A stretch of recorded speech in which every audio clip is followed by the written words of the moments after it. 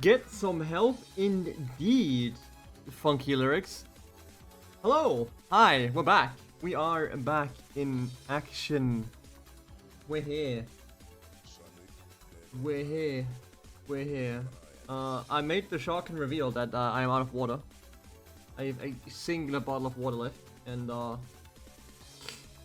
yeah, about that. About that. Right? Yeah. That's a bit unfortunate. That's alright. Just means I gotta get some water tomorrow. Ay. Ugh. Oh. Maybe I shouldn't have fucking opened it this fast. Maybe I should. Ugh. Fuck. Go everywhere. Don't worry about it. Ugh. Shouldn't have done that. Shouldn't have done that. Don't worry about it. Where the fuck am I? How? Oh. Huh? How? How did this fucking... I'm starting to think this bottle is fucking cursed. I just took off the entire cap, but like, with the fucking ring it's supposed to be attached to. So it didn't even rip the ring. It's just the entire fucking cap. Curious.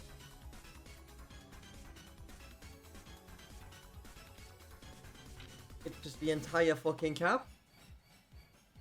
Anyway. Ooh. Ah. Ah. Curious. Interesting bottle. Anyway. Now that we're freshened up. And, I played Titanfall earlier. That's not relevant to the conversation. Nonetheless, it's just an assessment. I played Titanfall earlier. It is just an assessment. We're gonna be back to playing Phoenix Wright. Phoenix Wright this. Hi. Hi. So, let me boot up the funny video game real quick. Capcom? Whoa! Whoa, Capcom! Right, do a bit of this, do a bit of that. Oh god, I hit the correct shenanigans. This should work, right? Encoding overloaded, shut the fuck up. There you go. Alright! Let's just continue right on. Farewell, my turnabout. Yeah, so, the Nickel Samurai killed a man, allegedly. And, Maya's been captured, not allegedly, because actually did. By a guy called The Killer. The Killer. So yeah, that's fun. That's fun.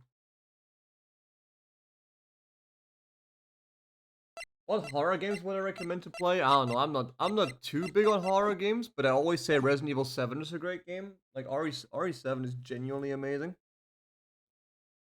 8 can kind of be considered a horror game still, I guess? Question mark? Exclamation mark? Alien Isolation is pretty good. Obscure is not necessarily a horror. Well, it is kind of a horror game because it's more like vibes horror, but you know. And other than that, Haunting Grounds, like all like old PS2 or like PS1, PS2 games, like Haunting Grounds, Clock Tower, what's the other one? Not Perfect Dark. Shit. The one with the insanity meter thingy. I forgot the name. Yeah, Perfect Dark was the fucking like quote unquote action stealth shooter thingy. That was Perfect Dark. I don't remember. But yeah, like, you know, basically like the PS2 games are the reasonable ones. I don't like modern horror games because they're like, I don't like most of them. Like I respect like I used to like giga hate on FNAF, but I slightly like respect it a bit more, but for anything behind the actual game. Well, not the actual game, but like anything for like the AI shenanigans and how the mechanics work. I respect the game for that. I don't respect it still. I don't still don't respect it for being a cheap jump scare fest, but that's just how it is. That's just how it is.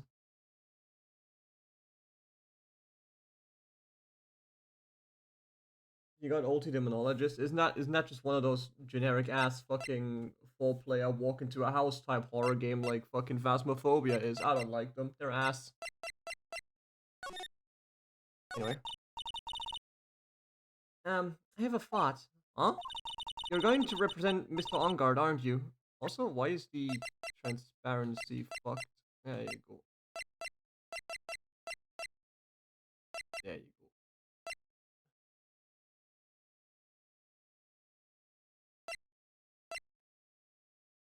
Screen shake, turn vibration. Did it reset my options for some reason? Curious.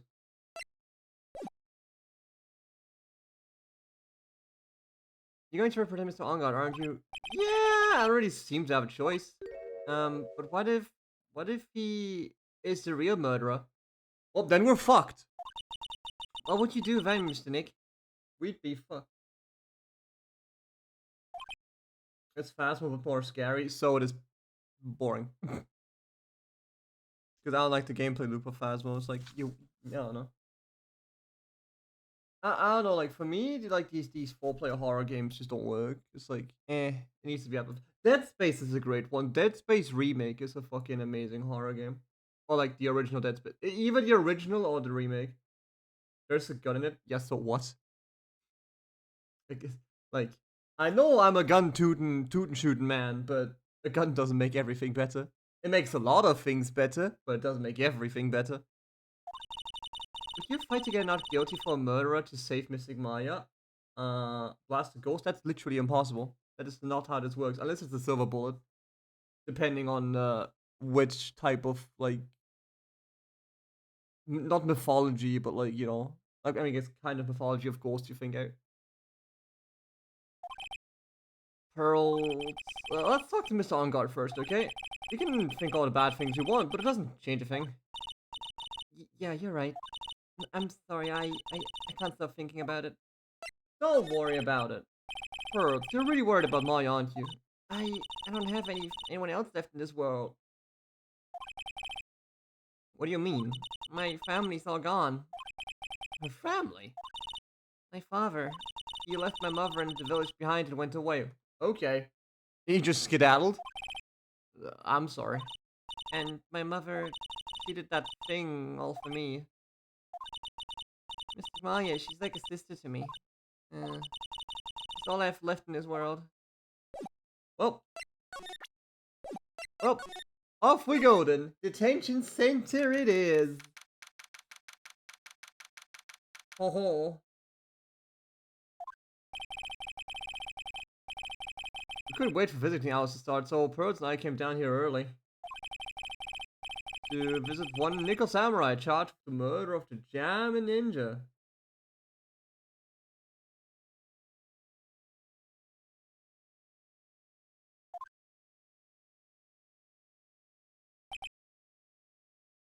Huh. You have a French name, but you don't really sound French. Or like look French. See, this makes sense in the context of Phoenix Wright, because Phoenix Wright is always a bit, you know, extreme with portrayals. Good morning? How are you today? I know the situation might be a little tough for you. Where... Oh, sorry, dude. There you go. Huh? I already signed up. Excuse me? I already have life insurance. I signed up a long time ago because my job is, you know. Oh, no. We're not insurance salespeople. Really? Dude, I really don't need that right now either. Huh? Fire extinguishers, I mean, this building is my house, so... No. We're not here to sell you fire extinguishers either. I'm a lawyer. My name is Phoenix Wright. A lawyer? Dude! Hold on a sec, I'm gonna ask my manager, okay? Nico Samurai sure is a strange person, isn't he? Yeah, but everyone in this business is strange. I think strange is an understatement. Sorry about that, dude. You're just in time. Huh? You're a lawyer, dude, right? My manager's looking for a good one right now, so how about it? Mr. Nick, this is our chance. I have to make him let me take this case. I have to. Well.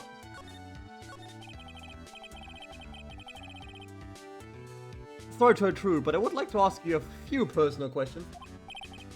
That's okay, but dude, my autobiography is coming out soon, so... If I say stuff about the publisher's approval, then I'm gonna be in real hot water.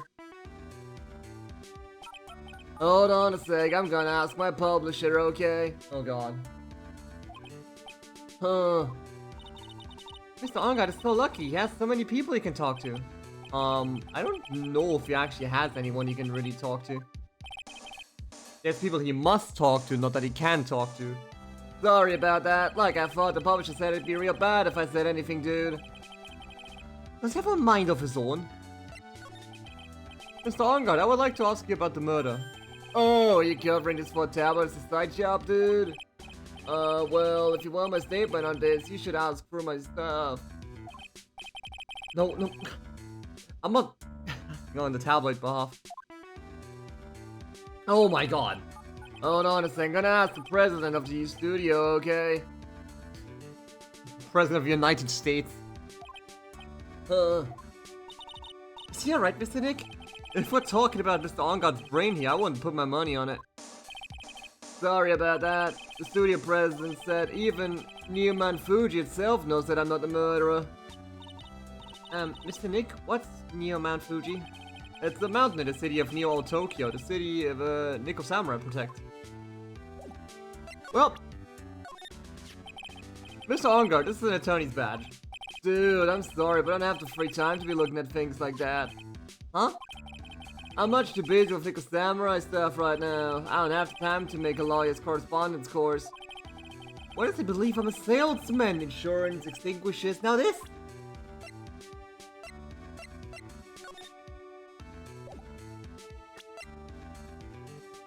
Huh.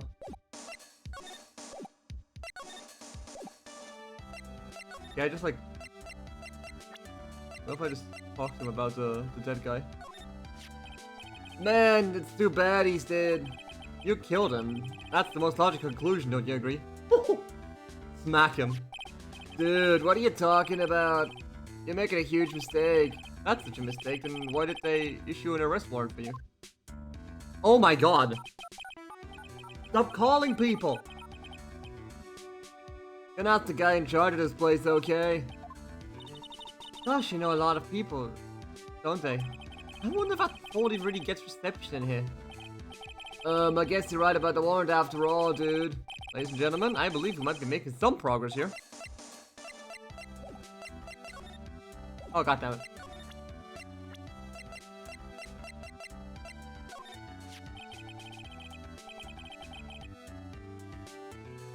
I've seen him somewhere before. Is he a member of my fan club? That's Mr. Powers. Isn't he supposed to be kind of like a mentor to you? Powers? Oh yeah, he's the guy in my kids exercise program. I gave him an autograph just the other day. Doesn't seem Mr. Powers' mentor at all. Dude, this person looks like a member of my fan club. Oh god. I'm gonna ask the fan club president, okay? Dude, you know what? Forget I asked.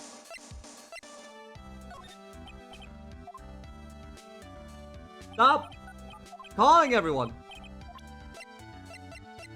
Ask about yourself. Yeah, I'm such a handsome devil.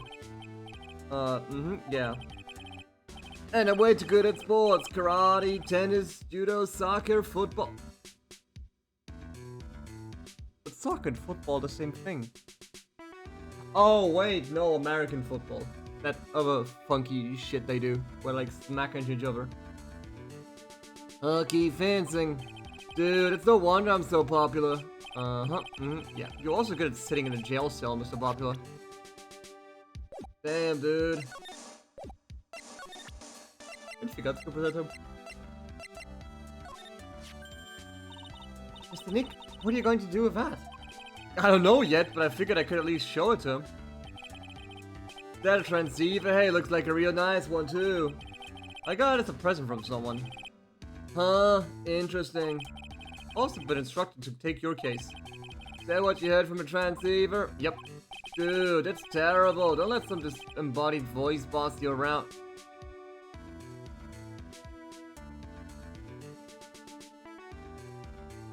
Curious. This is coming from a man with a cell phone on his wrist. What's that? It's a ticket for the press conference. You were going to give one after winning the Grand Prix, right? Huh? Me? Yeah, well, you were the costume, no less. I never heard anything like that, dude. I only heard about the stage show. I always leave that kind of stuff to my manager. You didn't know? That's odd. Well, dude, I think it's about time for me to get going. Please wait. I really need to take your case.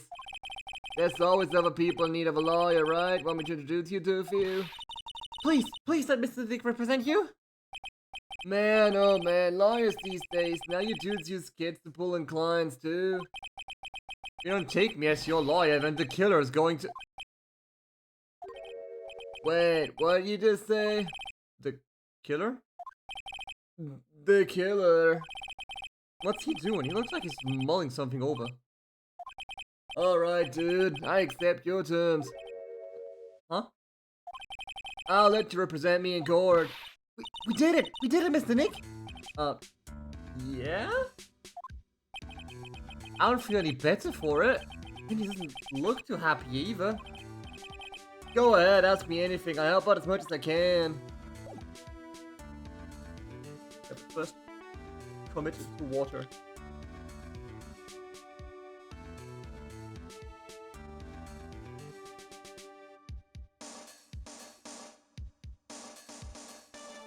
I can't believe the lid just fucked itself. Oh well.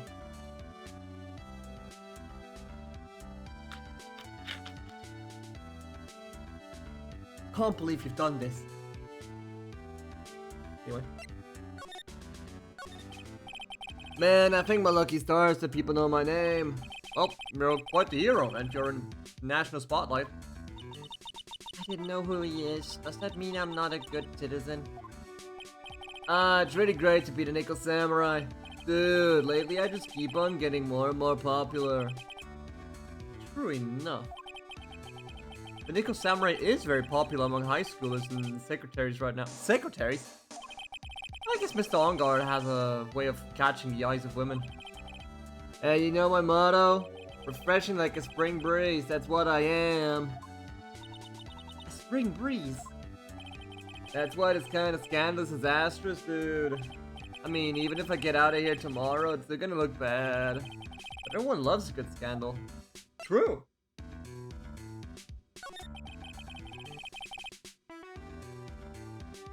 Can you tell me about your activities last night? After I got the award, I took a break and went back to my room, dude.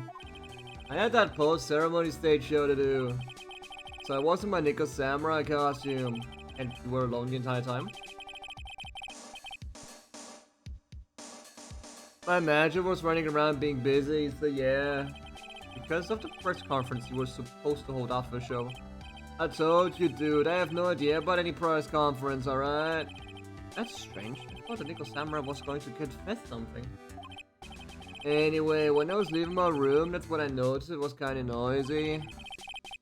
Mr. Kurita was already dead at the time. Yeah, that's what I gathered anyway from my manager. I'm beginning to gather that this guy can't do anything on his own. And that's when the detective in the green coat showed up. He searched me and then, like, out of the blue, the dude arrested me. Damn. How about you and the victim, Mr. Juan Kurita? What sort of... That's got nothing to do with anything, dude. Yeah, right. Man, with that face of his, you can't even tell he's the same age as me. Wait, really? Holy. And he wanted to, like, try to make a Jam and Ninja movie, even though we all know it'd fail. Nickel Samurai still won in the end, right? Yeah, I took the Grand Prix by storm. So why would I, the winner, have any reason to kill the guy anyway? Dude, you think it'd be the other way around, do you? Let me guess, you actually tried that, but failed. You know, we can't have two fucked up killers in a row. We can't have two messed up killings in a row. Do you know why you were arrested? I guess maybe my full body search went badly. Did they find something on you? They found a button from the Jammer Ninja's costume. A button?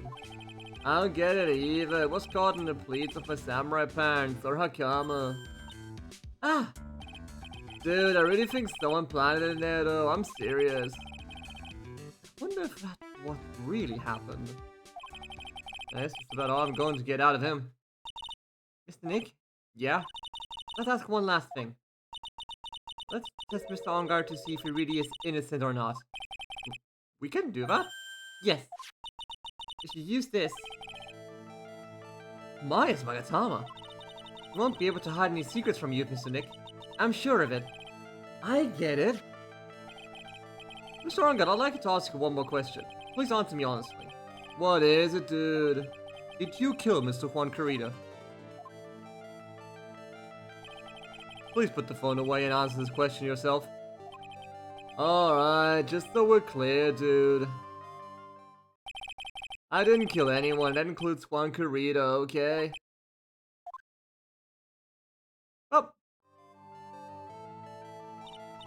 Well, Mr. Nick? Nothing. Not a chain or lock in sight. Which means... It's right to trust him. Oh, thank fuck. I thought it was defending a killer for once. Yeah, it does appear that way. Well, at least I can breathe a sigh of relief knowing my client is innocent. The trial's tomorrow, right? I'm counting on you, dude. Yeah. I'm not counting on myself, though. Wait, what do you mean to be continued? We're going to the trial instantly? That'd be hilarious. No, with investigation first. Just having nothing and instantly just going to trial. Fuck it. Well, at least we were able to get Mr. Matt Ongard as our client. And we know that he didn't do it, which is very important. So now what should we do? Well, trial is tomorrow, and we only get this one chance. There's only one way to prove Mr. Ongard's innocence. We have to find the real killer. I mean, yeah. Okay, then let's start looking. Since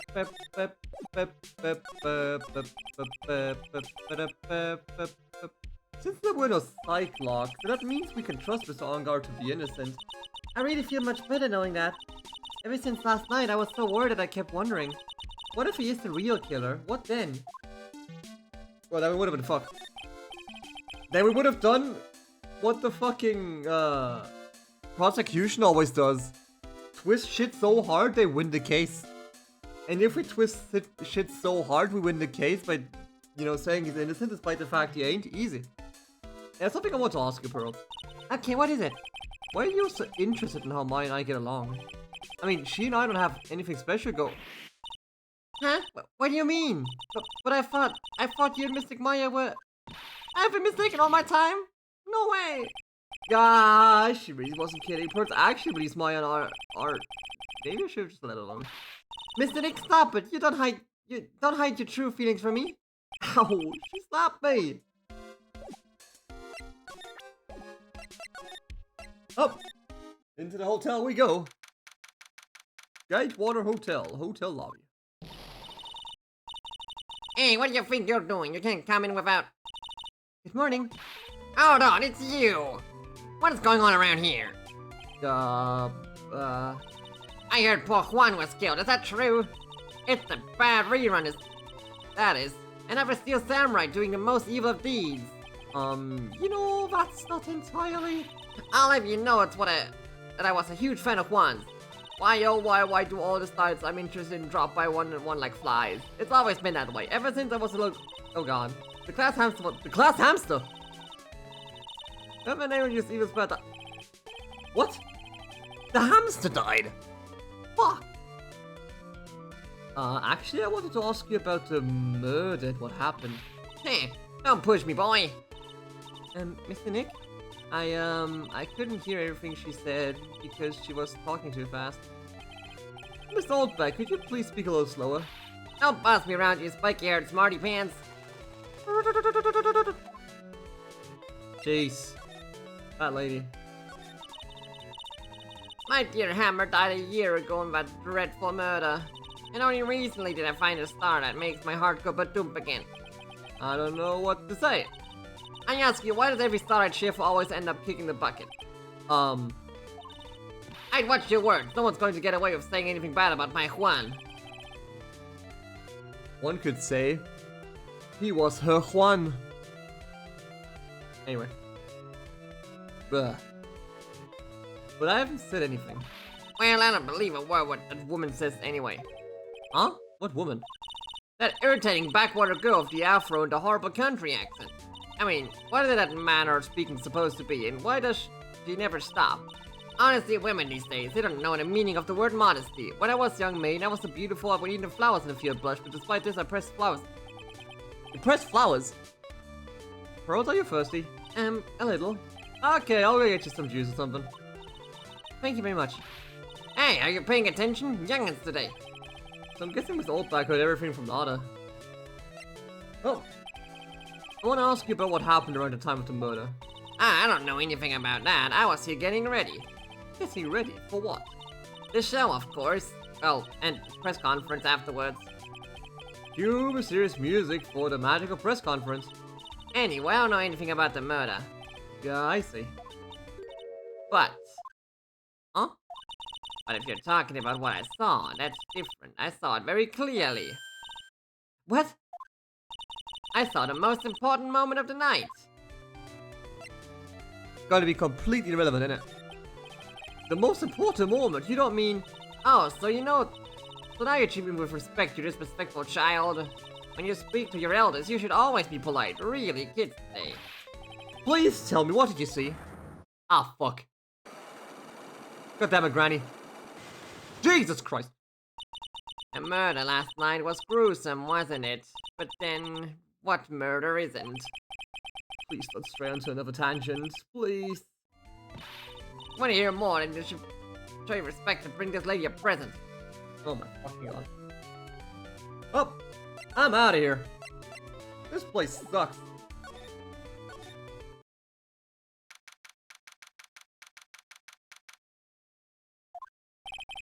Oh, looks like the investigation is still in full swing. The hotel staff and the police are running around like a bunch of headless chickens. I wonder if we could do any investigating of our own in this kind of atmosphere. Oh, got to roll up the sleeves and try, I guess. Let's get down to business to find all the evidence. The award ceremony was held on the stage just last night. It was really fabulous. You just reminded me of the circus for a second. I wonder if everyone is alright. I heard that very big circus just recently started holding performances again. I'm sure they're all fine, Pearls. I'm sure it's alright.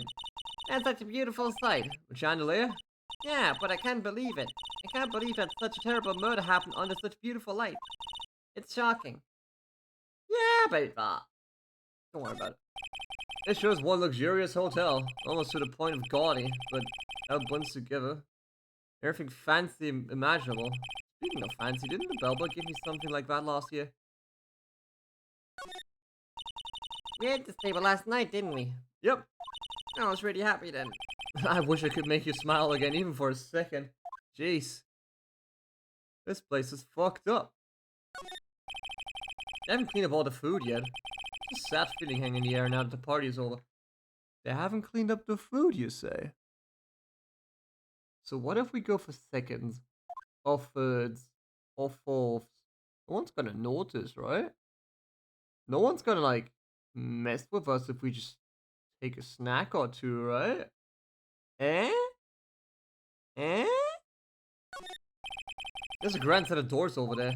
It's the doors Maya followed the bellboy out of, only to disappear. Ah, if only we'd all gone together.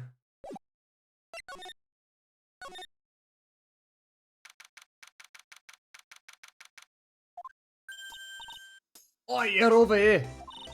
Been waiting for you, Mr. Lawyer. Lada. Oi, Mr. Cobfill. Wait, hang on. Woomy, yo, Kaiser, what's up? How you doing, man? A face showed his face. What?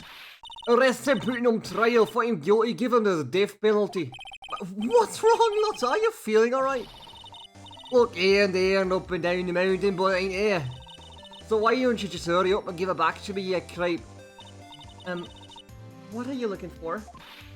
My camera. It's my lifeblood. I'm gonna, like, die without my £700 camera. Yeah, I'm doing alright. I'm doing fine. Your camera? What? Don't lots of people say the criminal always goes back to the scene of crime. And look, here you are. Yeah, here I am, faced with a lot of trouble. Phoenix? No. Huh? So you lost your camera? In order a camera. You buy it in store and it's like £1,600 brand new. Huh? But didn't you just say you bought it for 700? I had a nice little talk with the guy at the store about 5 hours, I reckon. I made it's the big scratch on it, and the magic got all huffed in the face. He gave me his talking to and was real mean about it too. I done made me cry at that. When did you lose your camera? Last night after the murder happened. Must have been when I was like busy running around looking into things. That's what else side of me, cat, my dear darling expensive sweaty. Laura, what did you capture with that expensive camera of yours? I rightly knew. I snapped a shot of anything that caught my eye. So I don't remember. And besides, I couldn't get anything from me big scoop. I wonder if Laura's missing camera is even connected to the murder. It probably is.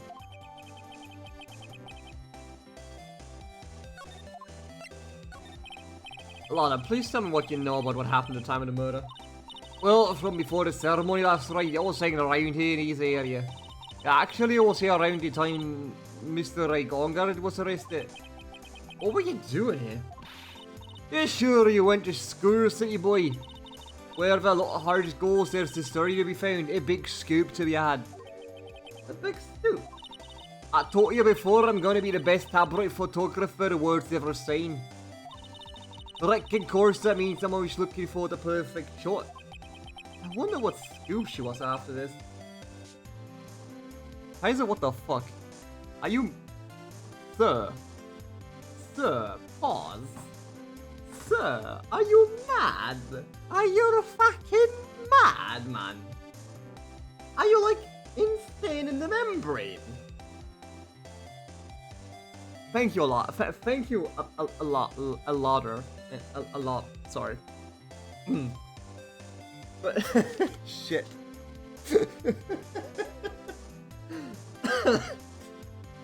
But yeah. Fuck. Thanks a lot, man. I very much appreciate it. Fuck. Ew. Just feel like water spilling all over the fucking place. I don't know what's wrong with it. This bottle is cursed.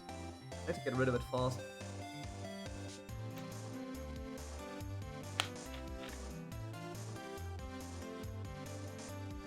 I wonder what scoop she was after this time. Although I was so stunned looking for the other stars away. So maybe I wasn't there the entire time. Sure. Lord, are you sure you weren't here the entire time? So you could take a picture for your big scoop. Well, maybe I was. What's what a real journalist do? I got some juicy inside info, so I thought to myself, why not get a picture for proof? What kind of story was that you would hang around, running around here? Ah, fuck. That's just two, that's alright. Ah, sorry, mister, you caught me telling you that. Trade secret, you know. Not again. Why does everyone have something to hide? We've been stabbed, haven't we? Ah, yeah, take that, Mr. Lawyer. I'm glad someone around here is happy. Miss Lauder and your I rule smile. Jeez.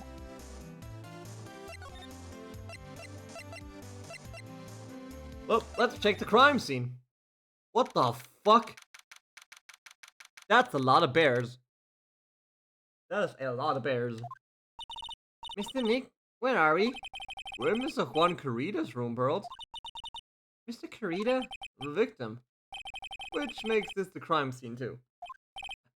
Oh, it's you! So what's happened? The kidnapper, has he contacted you again? Not yet. He probably won't until we win Mr. On God's acquittal.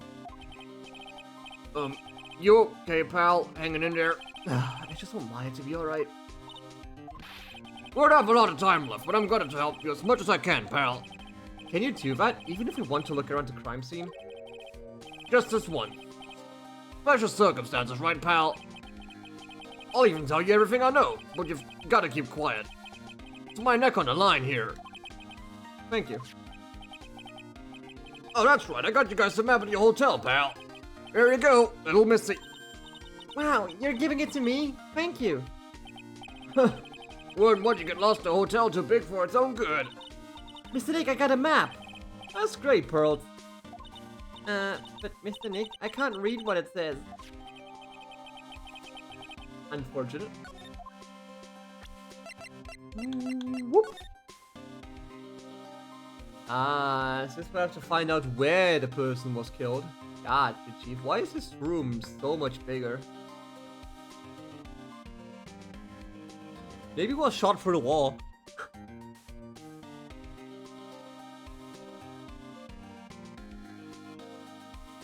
What the fuck? Why is...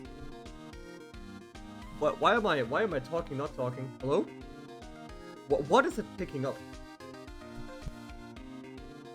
It literally can't pick up shit because I muted myself. What the fuck? Hang on. Give me a second to fix the shenanigans. What the fuck? Oh, no, it works. Oh no, I tabbed out and it works. Okay, curious. Curious. I love technology. I love technology. Let me check the room first. That is a huge ass bear. Wow, there are a lot of bears. Alarm clock ones, collector's editions, stuffed teddies, plastic bottles. That's pretty overwhelming. There are kind of bear he doesn't have. There's even a few in the trash can. Yeah, I get the feeling maybe the guy didn't really like bears. Poor teddies. Or to bear of all these problems. Why am I thinking of him? I don't think I want to bear with the trauma the last case caused me. What's wrong with the Nick? Don't worry about it. There are all sorts of things in the refrigerator. The carrot juice bottle and the tomato juice bottle are a bit above empty. Empty? Too much of a hassle to throw them away, I guess. They're all vegetable juices. I guess he must have been a real health nut. Oh, there's a beet, some ketchup, and a bottle of strawberry jam too. Maybe red was his favorite color? Maybe there was maybe it's all fake blood. Health nut, he says. There's potato chips on the fucking table. Hey, it's so messy here. Birch really likes things neat and tidy, I take it. There are a lot of electronic things in here I've never seen before. Hey, Mr. Nick, tell me what they are, pretty please. Phew, okay. That over there is the watch. You like wear on your wrist. I know what a watch is. Oops. For a second, I forgot I was talking with Pearl, not Maya. What? Yeah, what about the laptop? Can't we check the laptop? Oh, it's a calculator. Yo, shit. The suitcase. There's so many things in that. I bet it barely closes. There's clothes, drying, electric shaver, calculator. Do All-Stars pack too much stuff like Mr. Karita? Not that I know of. Ew! It's shit outlets! It's shit outlet. Anyway, anything I haven't investigated yet? No, I've checked all the bears, checked the curtains, checked the fridge, checked the laptop. Alright, cool. Alright, hit me. Do you know what was the cause of death? Well, technically, the final autopsy report isn't out yet, but one look at the victim should tell you, pal. It should. Yeah, here's the picture. Oh, he was shanked. There's a knife in his chest. Yeah, pal, that's the murder weapon. He was stabbed to death. They're looking at the fingerprints down at the lab right now. There were fingerprints on the knife? Yep. And it looks like they're pretty sure they're Mr. Ungard's prints, pal. That's bad. That's real bad.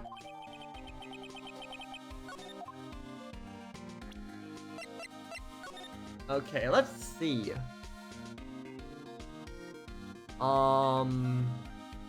Stabbed in the chest once, yes.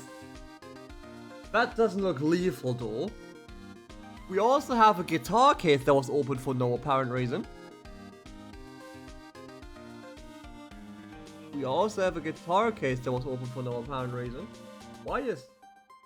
Oh, because my camera's fucking turning off for some reason. Why? Why is my camera being a bitch again?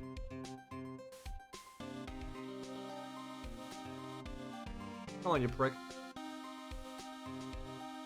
There you go. Fucking nasty. There you go, let's just hold this books. Vase drop might have been blunt force trauma. Might have been blunt force trauma. Also perfectly fine glass. What was Mr. Ungard arrested even? Because he had evidence on him. Evidence?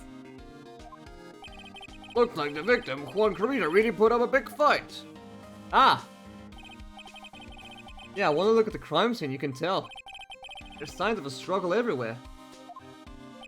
Well, yeah, during the fight, his button came off. Someone got said something about a button.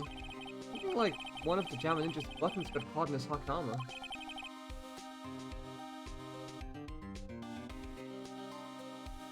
Right, Reaper, you have a good one. You have a great time. What's that all? What? There was a witness, pal. A witness? Who is it? That lady, Miss Oldbag. Please, anyone but her. Prosecution has plenty of evidence to make a solid case. Not to mention, there's something about where the Vic was. That's in a loft. Something that's a law, Fasten. Acid, that's for you to figure out, pal. Alright, let's try to figure it out, Mr. Nick. Hold up, move. Examine. Slide. Right, what we got? Looks like Mr. Creed had dinner last night. This bottle, it's tomato juice. We had a lot of food at the award show last night, but I wonder if the stars had gone on stage after only eating a meager meal like this. Even more bears, it's a cyber bear. It's a radio. What the fuck, can we pick up the phone? No. There's so many like electronic shit in here we can't investigate. So that's the bed, right? Yep, it's big, but it's a bed. Ah, Mr. Nick, it's so soft! Big myth must be a rarity for her.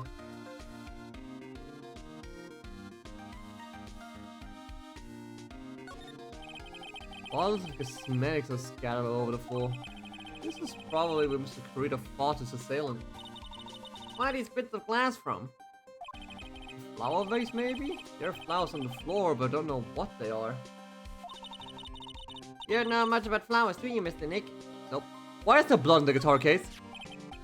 This is a guitar case, I guess. It's a little beat up, but it's still usable. That's strange, the guitar is not here. Maybe you forgot to bring it to the show? But Mystic Maya, she said the bright red guitar was a Jammer Ninja's signature item. That's true, and you also didn't have it on stage at the time. Huh? This guitar case is wet, but it's only wet on the top of the lid. Yeah, there's no water inside the case. This is water, isn't it? Is it water? I don't know. It's a beautiful wine glass, and there's tomato juice in it. Ew, tomato juice. I don't really like it much.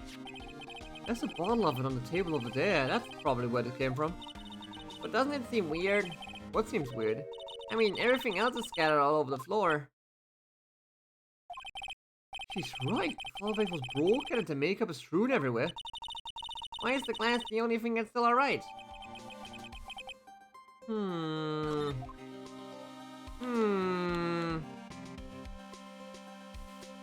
I don't know, maybe the guy was a vampire and has to drink tomato juice to survive or some shite. Fuck if I know. Anything else around here?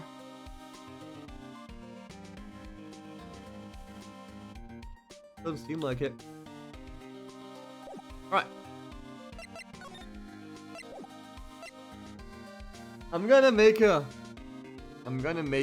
weird fucking like shot in the dark now. We're hunting a vampire. We're gonna have like a photo of like the murder scene. Oh, whoops. Look at this photo and you can't help it. It makes you want to say, I can't believe this is the scene of a murder. That was the knife after a struggle. We were sleeping in this photo somewhere. I know it.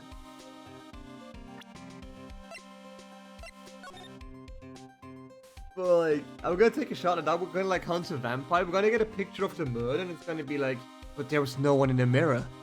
Like, ah shit. Hunting an actual vampire. We're hunting the supernatural. It also explains all the tomato juice. Anyway. Huh.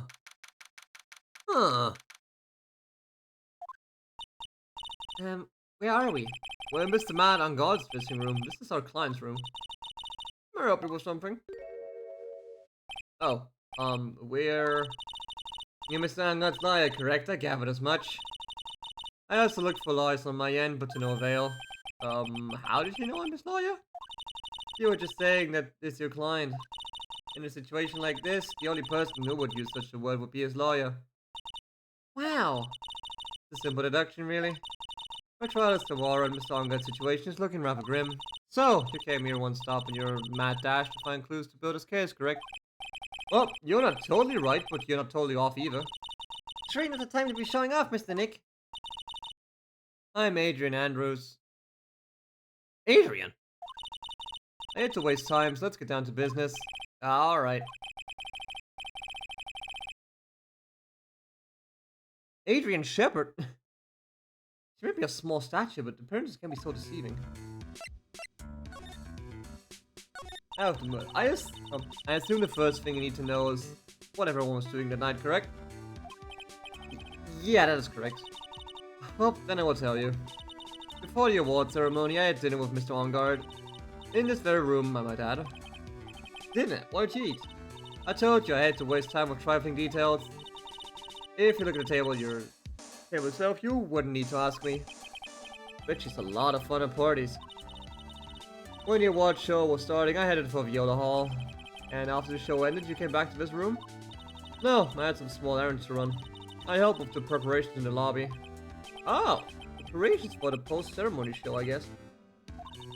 When it was time for the post-ceremony show, I came back to call for Mr. Ongard. After that, I went to visit Mr. Kurita. And that's when you found his body, wasn't it? You already had strong for everything. Yeah, she does seem to be mentally tough as nails.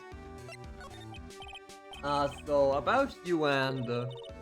Stop right there. You aren't seriously about to ask how Mr. Ongard and Ira are related, are you? Sorry. I have no idea how he could choose you as his lawyer. Why did she have to go and say something like that? Mr. Nick, calm down and hang in there. I'll give you a shoulder rub to relieve your stress later, alright? I already gave you my name earlier, but I'll add that I am Mr. Ongard's manager. His manager? Speaking of managers, did the victim, Mr. Creed, have one? No, he did not. He didn't? Global Studios is a very different policy from Worldwide Studios in that Worldwide Studios does not assign individual managers to their stars. Huh, I see. This industry is very ruthless and unforgiving. Actually, you look quite ruthless and unforgiving yourself. To your poor partner. Dragging a little girl like her to places like this, honestly. You're wrong, I'm doing this to help Mystic Maya. Pearls, calm down and hang in there, I'll buy you a juice later, alright?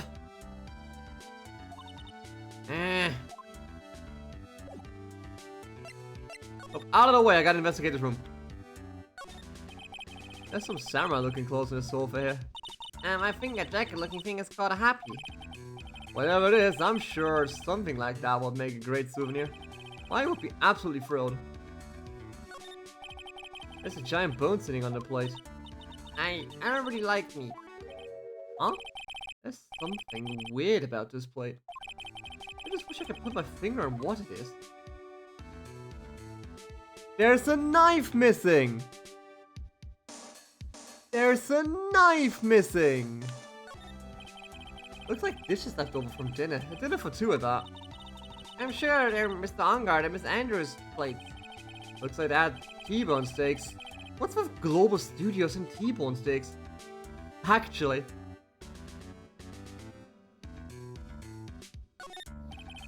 Probably Mr. Ongard's suitcase. For someone who was only going to be here for a award show, this is a lot of stuff. Looks like it was about 3 days worth of clothes in here. That's really different from us, aren't they? Yeah, they're weird. Ooh, bed. That's a bedroom over there. That's a bed? Wow, they have really big beds here. Anything else? Not really. Not really. Oh. Anything I can talk to her about? Well, I'd like to ask you about this. I told you, I hate trifling matters. It's a waste of time to show me things that are of no relevance to me. Wow, this is the first time I've been shut down this badly. Nope, nothing about tomato juice. About the guitar, actually. Nope. It's about the murder scene. She doesn't even care about the murder scene, okay. The guide map? Nah. The camera? No. Nico Samurai, not that either. You weren't one taking care of the arrangements for this press conference, right? Yeah, that's right. Mr. Onga said he didn't know about it. Is that what he said? Huh? Actually, I didn't know all the details either. There was a request from the publicity department. All I did was help out and do what I was asked. Oh, I see. Wonder about that. I wouldn't take it to be the type of person to do something without knowing the details.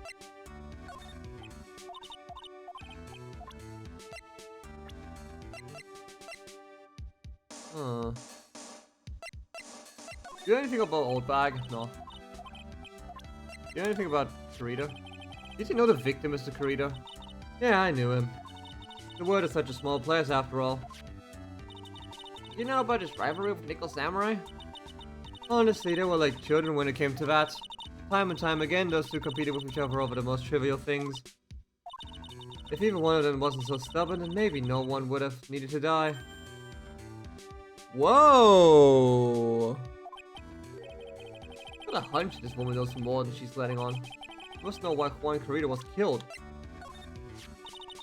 As to become Mr. Onguard's manager, he's a pleasure to manage with his nice disposition.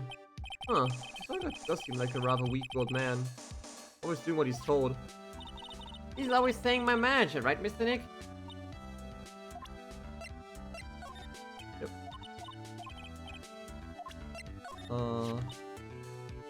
That's Mr. Will Powers. He's an actor contracted with Global Studios. He's a very nice man, a man with good heart. But that's all he is and never will be. Ugh, what a horrible thing to say. Society doesn't care about genuinely nice people, Mr. Wright. Whoa! Whoa! I mean... yeah, but whoa! Huh? For a second, her face twisted in pain.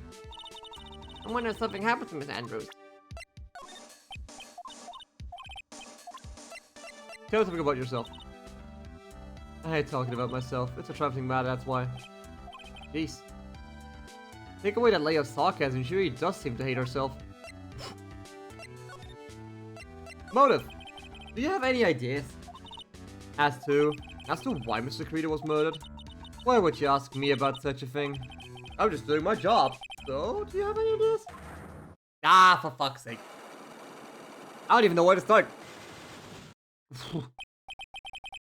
Miss Andrews? Sorry, but there's nothing more I have to add to this conversation. Is it Cyclops, Mr. Nick? Yep. Yes, there's getting to be more and more of these lately. Everyone's just closed off, man. Everyone's just closed off, man. I'm glad Gumshoe didn't have any. Anyway, let's tussle.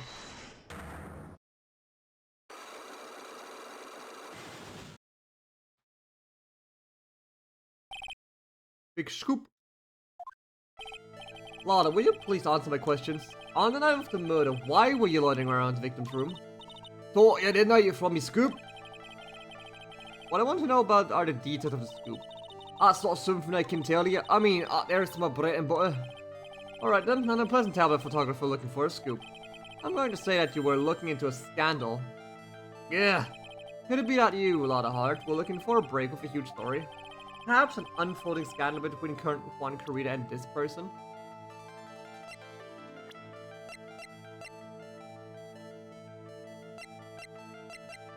A scandal, I guess, between...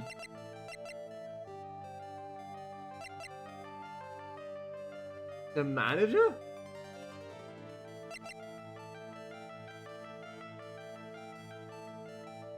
I mean, that's the easy one. That's the easy one. Who the heck is that? You think us journalists are all a bunch of idiots? They can't fool me, I'm a pro. Okay, cool. Then we do the manager once more. You're such a pro, why don't you just do your own research and figure it out? And the manager? Aha! This woman. She's Adrian Andrews, Matt on Guard's manager. Yeah. Nickel Samurai's manager caught secretly meeting with his rival with Diamond Ninja. Wait, what? How do I know? Oh, okay, cool. It would be the hottest story. I thought it was like an actual thing. It would be the hottest story of the season, wouldn't it? You're pretty good at this guessing thing, Mr. Lawyer. But I can't just make up any old thing and think I'll make the papers. You gotta have backup. Backup? Yeah, y'all gotta have that. That's it. News source? You mean news source? That's it. So show me something that shows that one guy had something to do with Miss Andrews.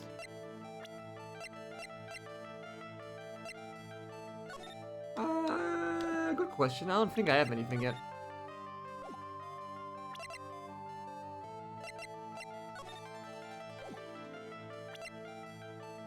I have nothing on that yet.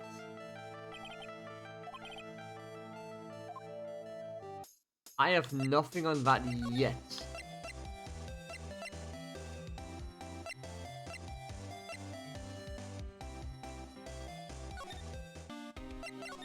Hey, you got anything else for me, by the way? What can you tell me about the guitar case? Oh, that.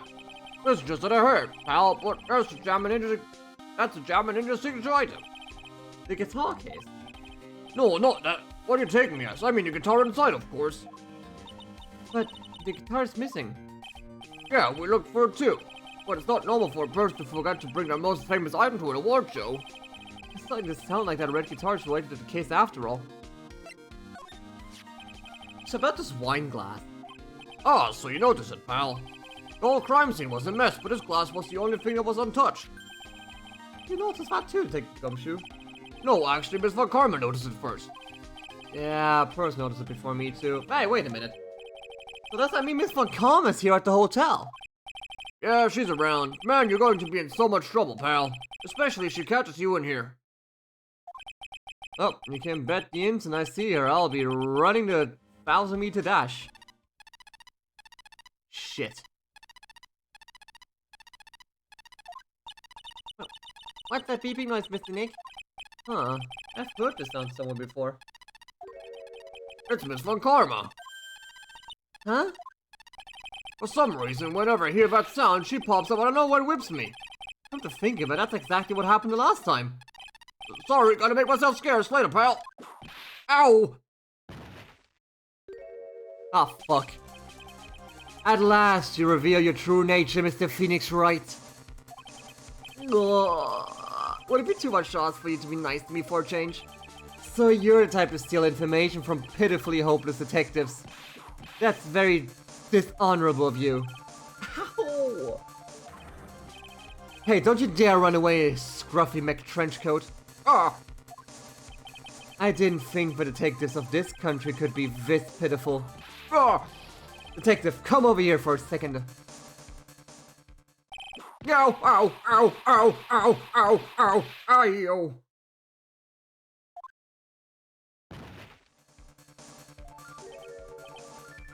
That is a very psycho look, ma'am.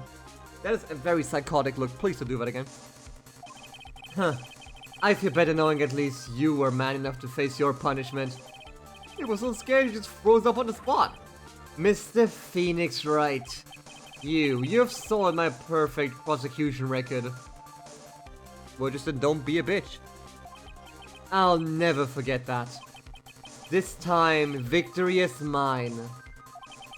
Victory's yours? Is that all that means to you? What? Huh. Come, Scruffy, the investigation briefing is about to begin. Yes, sir. This isn't over yet. I swear my family's honor. Ow! What did you throw at me now? What is this? Well, I guess this means I gotta get back to the precinct now, pal. If you ever need me, come down to the Criminal Affairs Department, alright? The CAD. And if you can, try not to let Miss Von Karma see you.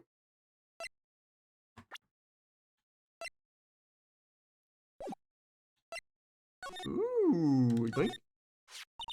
Mr. Nick, what's this piece of paper? It's called an autograph. Autograph? The paper's got Mr. Kurita's name written on it, so it's his autograph. I can't read it at all. To be honest, I've never seen a writing that looks like this. it's a special way of writing called cursive. Look here, see how it says to my dearest Wendy in more normal letters here? It's sloppy, unreadable writing. It's crazy and cruel to give this to someone. Hold on. Wendy. I've heard that name somewhere before. Yeah, wasn't her name Wendy Oldbag? Yeah. The real Phoenix Wright! Oh shit! Actual Phoenix Wright in chat. Oh shit. Hello, hi, how you doing? Hope you're doing well. Hope you're doing well, sir. You are the real John Phoenix Wright, damn. Can I get anything out of you? No, I can't, because I need evidence to the affair. Well, not affair, but you know, shenanigans. Maybe I can mess with Wendy now. Oh, Mr. Wright, how are you? Ah, Mr. Powers. Have you been here the entire time? Well, people connected to the murder aren't allowed to go home, let alone leave. Oh. I mean, at least the food's still on the table, so just, like, dig in. Can you tell me a little more about the Nickel Samurai TV show? Okay. The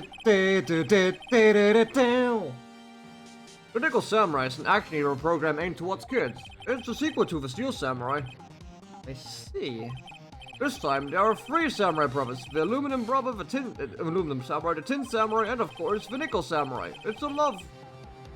Why? In Ye Old Tokyo. I see. Wait. A love what? A love why? This girl Sayo works at the tea shop and all 3 guys fall for her at the same time. Oh, a love triangle.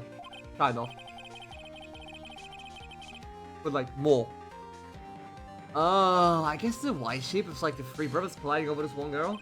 Anyway, Sayo is actually the daughter of the evil Strawberry Clan's leader. Fuck. Not the evil Strawberry Clan. Sounds like an unusual situation, like Romeo and Juliet times 3. Yeah. Strange thing is, this sort of forbidden love story is really big with the office ladies. Yeah, but the thing is about these triangles, right? They'll all be like outside of like the main love story. They'll all be like busy shipping the guys with each other. That's the magic of it. That's why you go on to AO3 anyway. Yes, Pearl? What happens next? I want to know. Miss Sayo, does Miss Sayo fall in love? She does, doesn't she? Every Sunday at 8 a.m. Cheeky. I'm going to stop watching Kids Masterpiece Theater starting this week. I can't believe she's really considering it. So, what's the Jamma Ninja TV show like? It started from a remake of an old movie, to tell you the truth. Jamma Ninja, like the samurai shows, is geared towards kids. It's a story of a ninja who can't scale a wall, but became a big pop star anyway. Huh. What? It was a really lousy ninja. Absolutely couldn't do any ninja things at all. But boy, could he sing. With his trusty bright red guitar in hand, he took the ancient world by storm. A ninja with a bright red guitar? And then the final fight in front of his beloved Princess Misola. Jammin versus the Muromachi 5. Suddenly, our brave hero catches the not-so-jammin' cold the night before Battle 3. Ah, that's too bad for him. Yeah. But this kind of pop music-based love story is something high school girls really like. Yes, Pearl? What happens next? I want to know. The Jamma Ninja, will he be able to sing? What about Princess Misola? Every Sunday at 8 a.m. Conflicting slots. I mean, yeah, that was known from the start. Which show should I watch? Can't believe she's really considering it! Again! Hey, so do you know anything about the guitar case? A guitar case, that was once. I'm guessing you've seen this case before? It's pretty famous by now. It stands out because it holds the bright red guitar. Bright red guitar, but Jamma Ninja signature item. But if the guitar is so important, how could he forget it for the award ceremony? Unless it was stolen. Unless it was stolen. You know? That does seem a little strange. Hey, you want to see a murder scene? Sorry.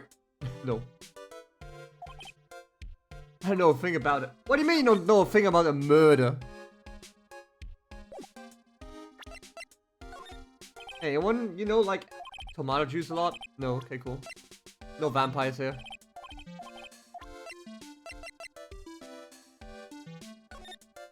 That's a hotel map. Have you seen the camera around before? No. Okay, cool. Alright. Let's see. Hello, Miss Old Bag. I kinda wish I wouldn't have to, but here we are. Hey, look at this. Ah. Well, how about I tell you my measurement? No, that's okay, really. Alright. Let's fight.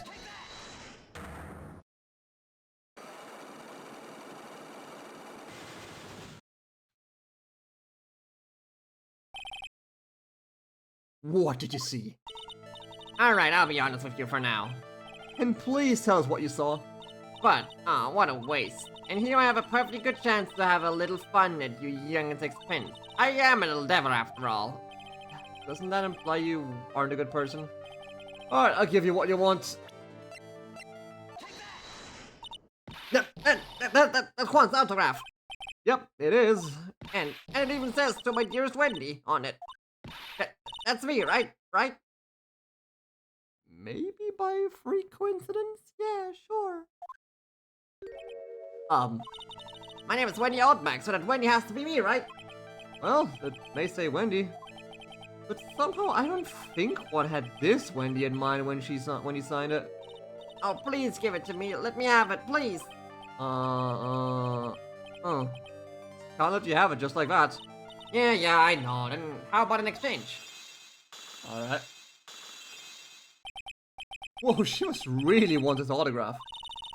My offer is good enough for you. Fine, Mr. Wright, you win. Wendy Oldback ready to open up her heart. Off my dearest Juan. That is suspiciously easy. That was suspiciously easy. Very suspiciously easy. Or it was comedic effect. Nonetheless. Both works fine by me. Both is fine by me. Alright, hit me. I feel bad for you now. Huh? I'll tell you, I saw him that night. I saw him coming out of Juan's room. You're kidding. Oh no. It was about 10 minutes before Juan's body was discovered. It was just a coincidence. I was on my way to the toilet, minding my own business. And did you tell that to the police?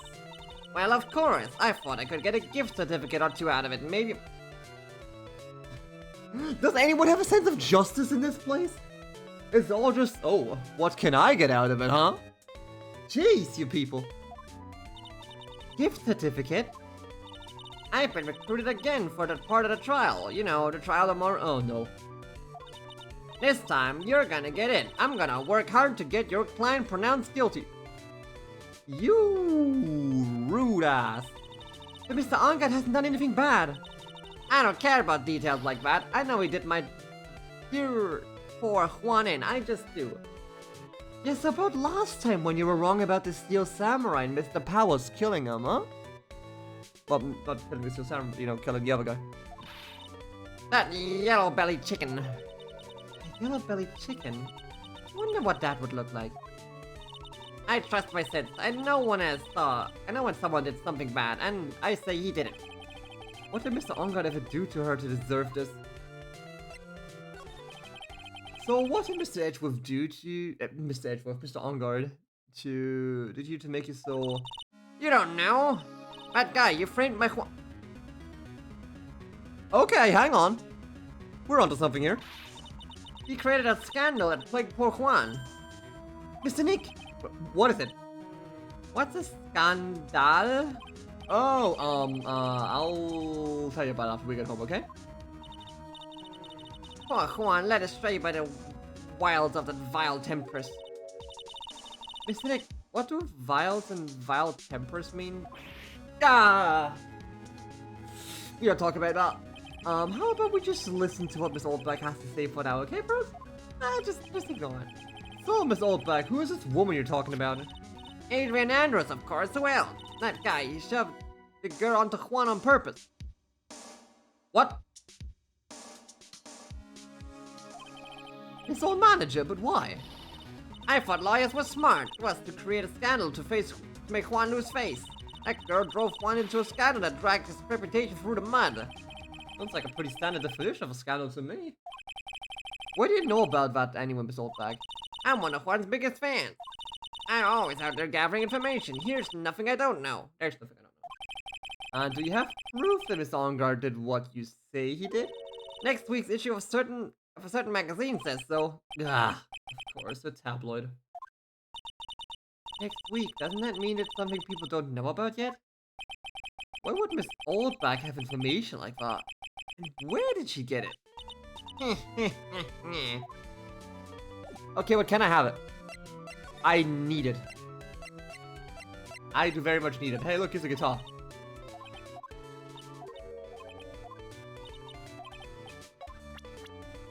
So about Miss Andrews. Never mind.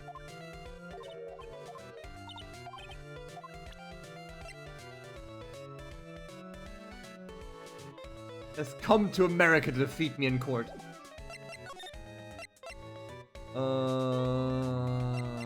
Yeah, let's ask Gumshoe first.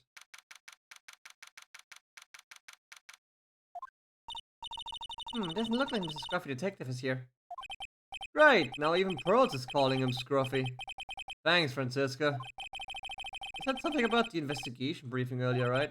Why don't we come back and try again later when they're done? Okay, I guess that's all we can do, right, Mr. Nick? Look at you. It's kind of cute. Mr. Nick, what is the stuffed animal's name? That's the Blue Badger! That was my idea, I made it. It's this precinct's mascot, you know. Oh, wow. I'll get him a signed mascot of every possible police station if that's the last thing I do. I hope you succeed in your mission, sir. Surely. Surely the chief will get to it. Okay. I still have one person I want to talk about, or like talk to. Hey, ma'am. So, look at this for a second.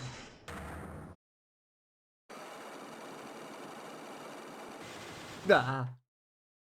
Nasty. Alright, hit me. Why was Juan Corrida murdered? If you ask me, I think you know the reason he was killed. Why are you hiding things? Don't you realize you're putting Mr. Onguard's life in danger by your actions? Why do you ask questions for which you have no answers? The truth is, I was not that close to Mr. Corrida. You were not that close? That's right, I've never been good at being intimate with another person. You are not good at being intimate with another person. Somehow, I highly doubt that.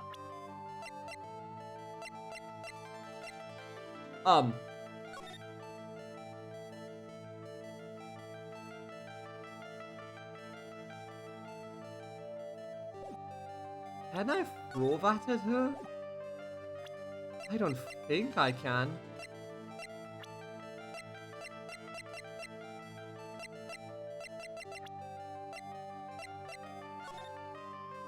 Because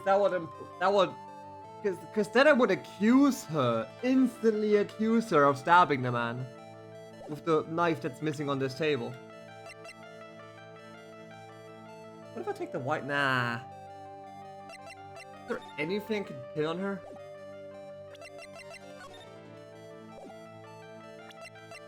Is there anything I could pin on her with it?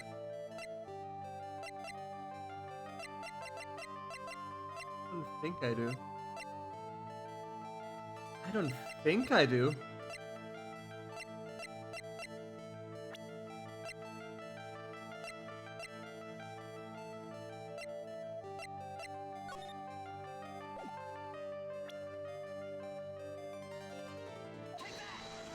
Okay, I figured. That's so depressing for the most part. But I especially dislike feeble-minded individuals. Yeah, well, that's why I don't think I could ever be intimate with you. Shit. Just saying I'm both depressing and stupid? I'm certain you were very close with the victim.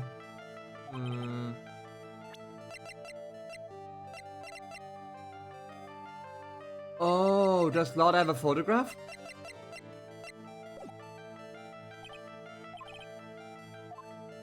I think Lotta has a photograph. She might have a photograph, but I can't pin the scandal on it yet.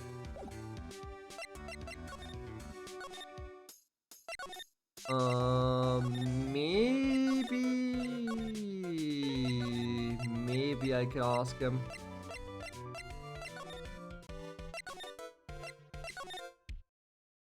Maybe I can ask him. The lawyer, dude. So what'd you find out? Well, I'm still in the middle of investigating. I see. But I've already told you everything I know, dude. Really? Please don't also have psych locks. If you do, I'm gonna like pass out. Yeah, tell me about your activities last night. After I got the award, I took a break and went back to my room. I had that post-ceremony stage thing to do. Alright, cool, yeah. I'm just running around being busy, so yeah. Okay, cool. Press conference. He knows. Or he doesn't know. And then Gumshoe arrested him. Okay, cool. And even about Bonkarita. Okay, he's still mad at him. So what about her? That's my manager. Did you meet her? Yeah. What do you think? Strong woman, Wright. And she takes good care of me.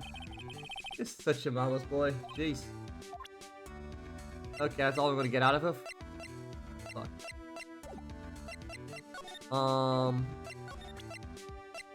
Hey, do you know anything about a guitar? No. I know I like to throw money around, but it's not like I buy anything and everything. Okay, cool. Hey, look at this. He's dead. Okay, cool.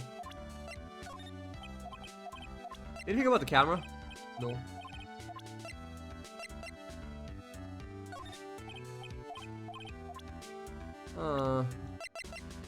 You know anything about her? Nah. Not the fan club manager.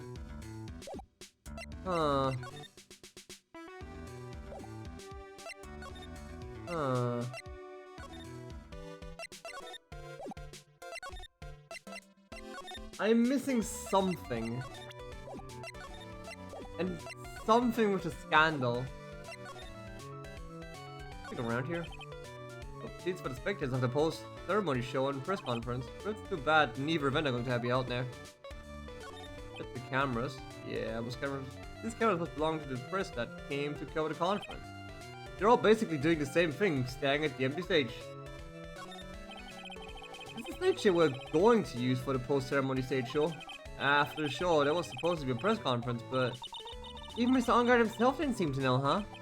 How does the person who's supposed to give a conference not know about it?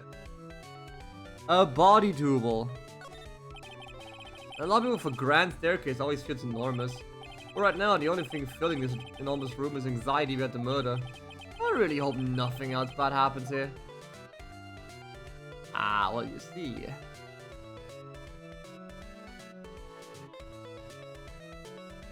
Any of these cameras Lotta's? Nope, unfortunate. Unfortunate. Yeah, you're so pissed. Don't worry about it. Can you give me... Actually, do you know about the manager? Hey, that's Miss Andrews. She's Matt's manager. Actually, I was interested in her for a little bit. Just a little. Huh, so Mr. House likes this type of woman. What do you know about Miss Andrews? Well, see, there's the thing. I don't really know her, you know. There's a sort of small rumor going around her right now. A rumor? Ah, if you're interested, I'd be glad to share what I know. Yes! Get in, man. He's so happy he looks like a lion that's just found his next meal. Hit me, baby. Would you mind telling me about this gossip? Ah, so you are interested in. I figured you would be. Yeah. I have such a weakness for celebrity gossip too. Oh, really? You too, huh? Yes! A newspaper article. Yeah, take a look at this. Looks like a tablet Miss Oldback would read. Alright, let's see here. Diamond Midnight Rendezvous. With a mysterious yet beautiful manager to the stars, Miss AA. You see now, don't you? What? You can stop pretending to be in the dark, Mr. Wright. Juan Carita didn't have a manager on his own. Which means if we're talking about a certain manager with the initials AA... Adrian Andrews. Yeah, exactly. This is big news. But it seems kind of odd. That woman, Miss Andrews, ever like the biggest rival for a client? Ah, it's that wonderful thing that only can happen between two people. Mr. Powers looks so happy. Russ is just following along, not having any idea as to why he's smiling. Well, looks like the saying goes, one man's garbage is another man's... Wow. Yes! Hey Lotta, we gotta talk. I got something for you.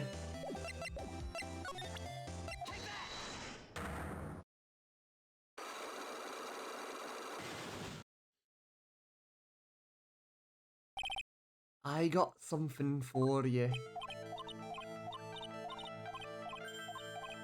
A scandal. Juan Carita and Adrian Andrews. Now where's my evidence? Well, ma'am, it's right here. This is the article from a certain weekly tabloid. Jam and Midnight Rendezvous. To the mysterious yet beautiful manager to the stars, Miss AA.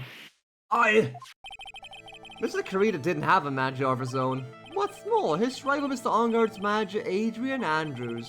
She has the initials AA. You saw this article, then thought to take up some pictures of them as proof. That's why you were lurking around Mr. Carita's store last night. Ah! That was a way more manly scream than anticipated. Got him.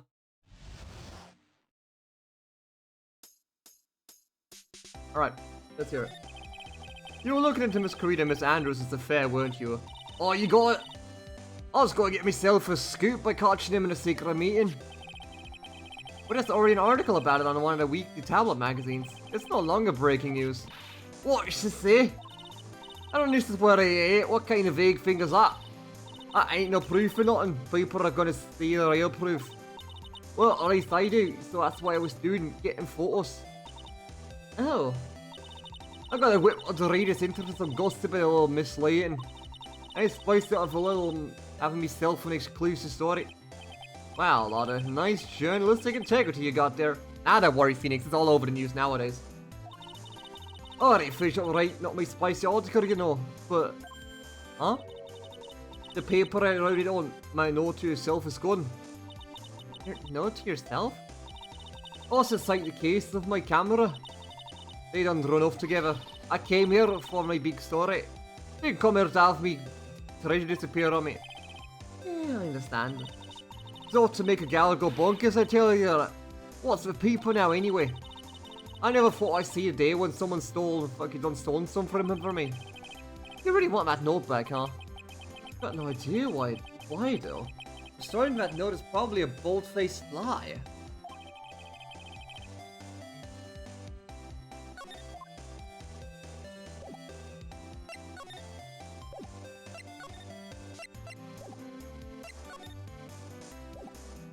I know who has it. I know who has it. Eh.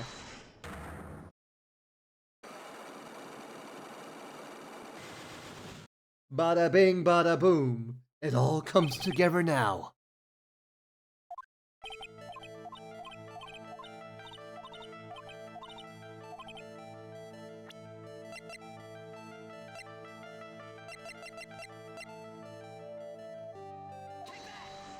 Okay, maybe the article first. Maybe the article first. You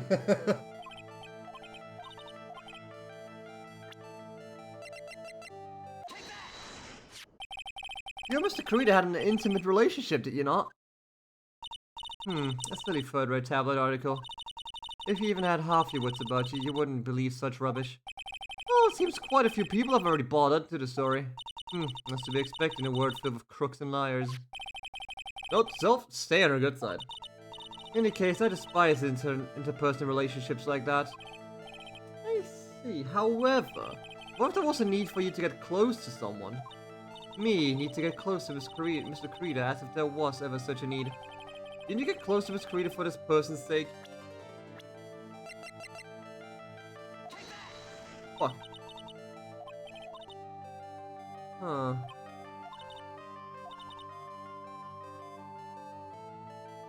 Man regard to man. Okay. Just tell him to go home. Need to get close to the victim. Why? For whom?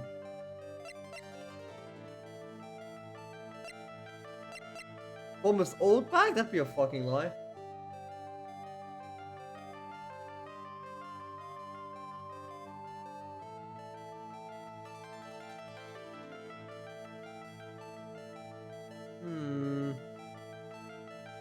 Unless? But there's no reason for her to have a connection to Miss Oldbag.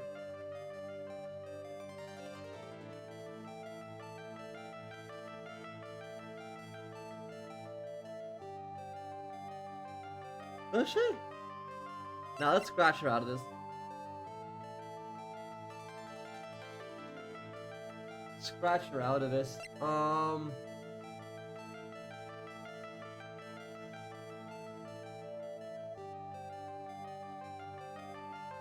But why for Will? I see no reason why she would help Will. But she did mention him like slightly positively. Nope, never mind.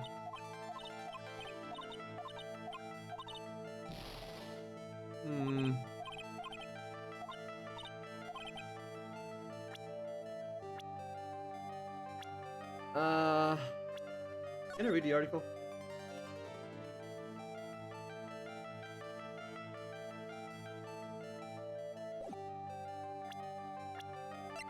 Huh.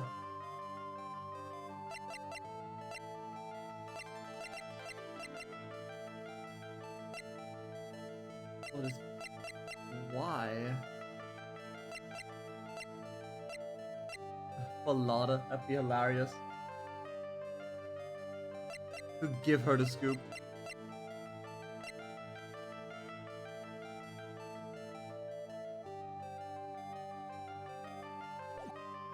Nah, there's something I'm missing here. There's something I'm terribly missing here. Not gonna bother loading the game. Hey, just health carry over to the court case? I don't know.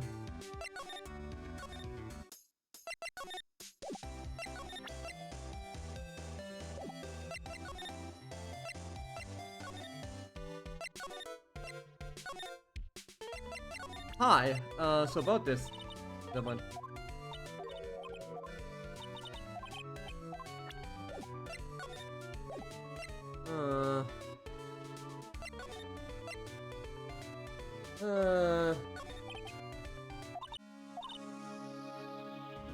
You framed him. Look.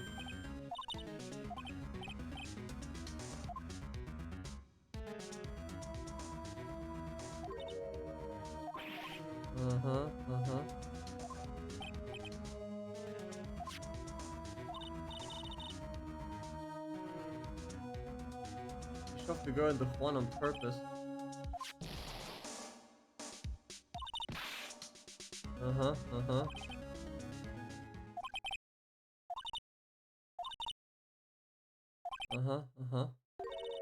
I mean, yeah, she was gonna allegedly create drama.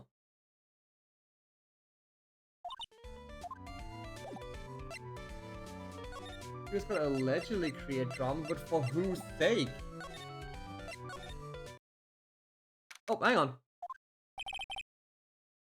Nope, Detective Gumshoe said they had an investigation briefing.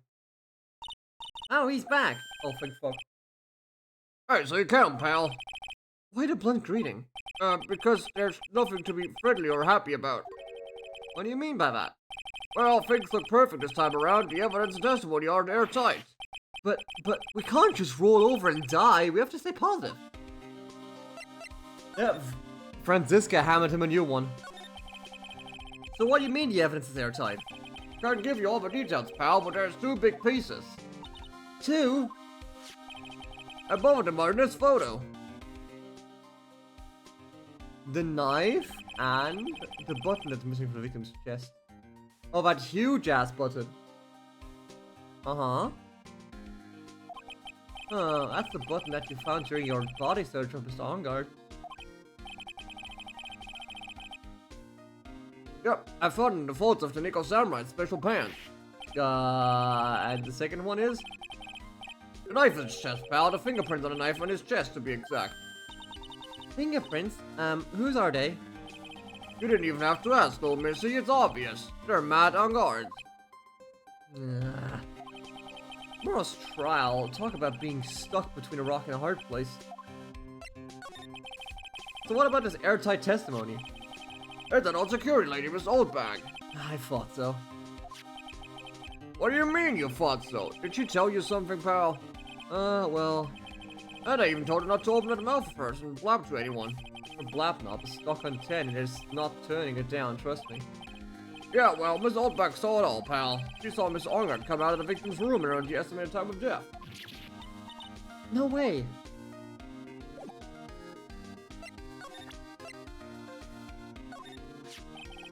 They're pretty interested in this bit of gossip ourselves.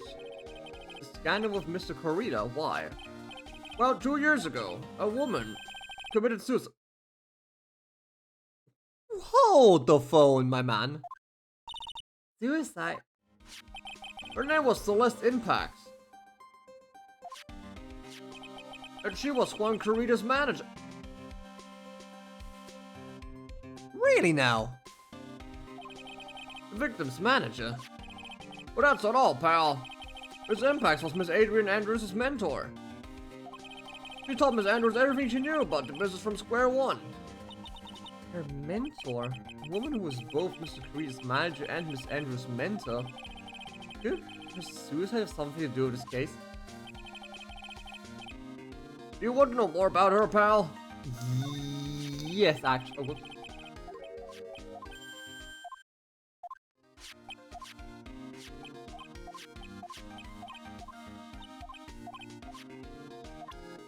I do want to know more, hit me.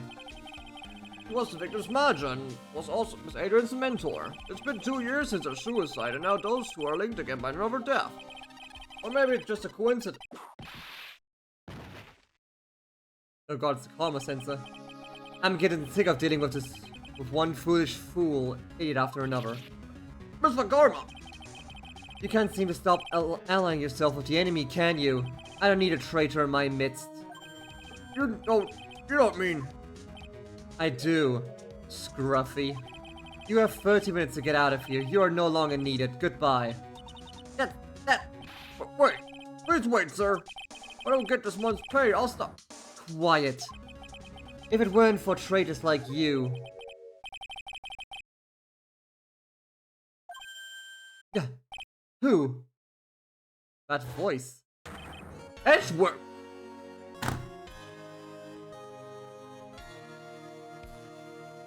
He's back! I mean, we already knew he's still alive, but he's back! It's been a long time, right? This person is Mr. Edgeworth? What am I going to do with you? Still blaming others when things go wrong. You haven't changed a bit, Franziska. You! How dare you show your face to me without a shred of shame upon it? You've soiled the Von Karma name, dragged it through the mud. You even ran away with your tail between your legs like the ill-bred dog you are. Are you talking about the Von Karma family creed to be perfect in every way? Then let's hear it, Franziska. How are things going? I hear you are having a rough time maintaining perfection in this country. Ooh! Hit him, Edgeworth. You.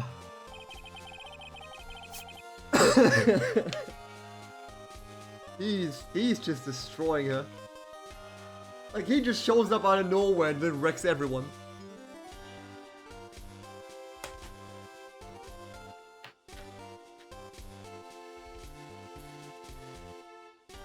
You seem to be getting crushed under the weight of it all. That's why I came back. Keep your assumptions to yourself. I haven't given in yet. I won't lose. This case is mine. I'll never hand it over to you. Never. Mr. Phoenix Wright, I will see you tomorrow in court. It will be a clinical lesson of the meaning of total victory. Huh. Still the same wild man she always was. Hi! I thought you, the prosecutor Miles Edgeworth, had gone and died. Mr. Nick! I never wanted to see you again. I think it's enough of a warm welcome for someone you haven't seen in a year. Are you going to run tomorrow's trial? You heard her, right? That wild mare hasn't given in yet, it seems. So, no, I don't think I'll be making an appearance. Huh. Your hatred for me is quite unhealthy, not to mention one-sided. But I will say one thing. You can't win on your own at the trial tomorrow. What is that supposed to mean? I have something definite that you lack, and working together is a definition of teamwork. It's the power to find the truth. The truth? In order to understand this case, you have to understand a certain truth. Well, if you ever feel the need to find assistance, it is available to you. I'm not in charge of this case, so I can be a bit more generous with information. Jeez, what is going on inside his head? A lot of things may have happened, however, Manfred von Karma it was my mentor. And a perfect win record is proof of a von Karma. 1 year ago. You cannot establish guilt in a few cases. Are those losses the reason you suddenly disappeared from the prosecutor's office? Did you leave because you had lost your perfect win record? I think your motivation for prosecuting trials was so selfish. It'd been better for everyone if you'd never came back from the dead edge. Holy Phoenix, calm down! Holy, what is this toxic relationship you two are having? I see, then let me ask you something. Why do you stand in the courtroom? What is your reason? Why do we fight? Well, Franziska, she almost always says that she will defeat me this time the instant she sees me, but the courtroom is not a personal battlefield for prosecutors and lawyers. I stand in the courtroom to defend my client, to save their lives. To save your client, you say? Holy crap, these people aren't fired. They actually... Hey, Carrie, how you doing? Hi. Hi. Those who think only of their own ego-driven goals. Those kind of prosecutors are reprehensible to me, even if you're a prodigy. But someone like you, Edgeworth. Looks like there's still a lot you've left to learn. A lot I've yet to learn? Me? Huh. Well, that's enough for now. The time when you will see is coming soon enough. Okay, bye!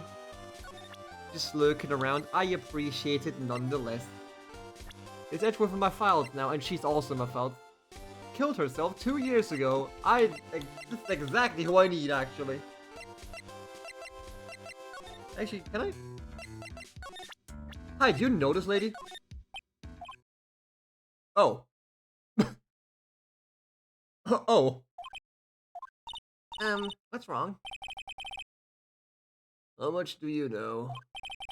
What do you mean, how much? Mr. Lawyer, I may be your client, but I hope you will keep yourself out of my personal life. No, I would never. Now, if you excuse me, I have a lunch appointment I have to keep. You're in detention! Who wonder what you're going to eat with? The security guard? Mr. Nick? This Celeste Impacts lady. Somehow I get the feeling she's a very important person in all this. He just fucking skedaddled. He just skedaddled. Okay, jeez. Well, but at least I know of kind of unspoken truth that she's involved in this. Hard. Hey, do you know anything about her? How do you not know? Ah, fine. Hey, look, it's Edgeworth. Oh. Hey, look, he's alive.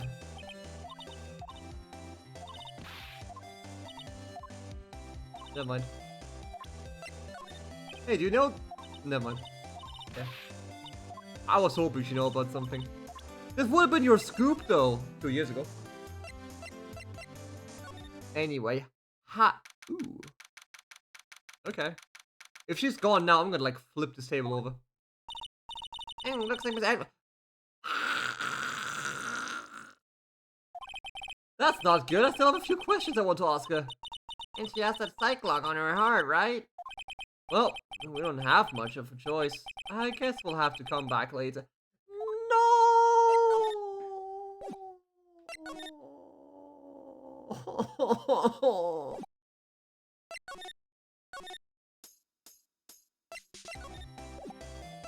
Baby, she's in the other room. Ah, piss. She's not.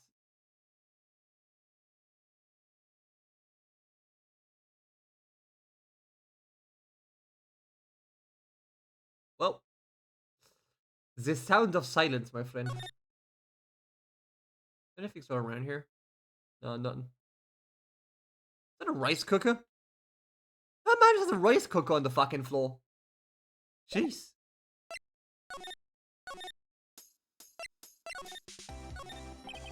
There are toilets in each room in this hotel, but since all sorts of events are held here, there are bathrooms for people who aren't staying here. Yeah. I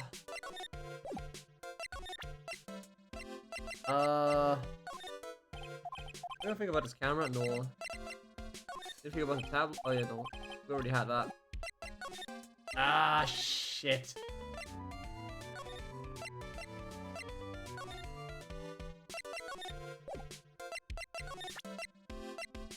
I feel like I'm missing some. Where the hell is she? Hi.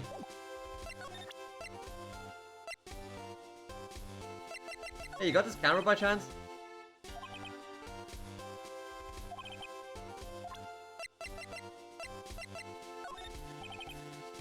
Okay, I can't talk to him about the kidnapping.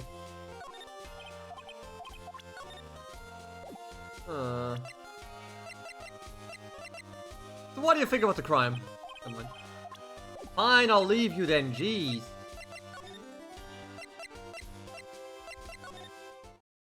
Oh, he's still gone. Crap. No, everyone's left me. Hey, ma'am. Do you by chance know anything about her? Fuck. Hey, you like Edgeworth, didn't you? Never mind. Ah, Timmy.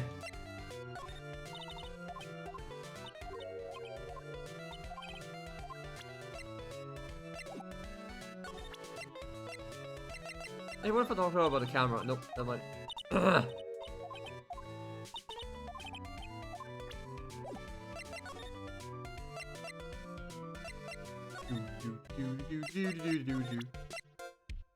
Do you know anything about the camera? I already asked you, but still. Here's hoping.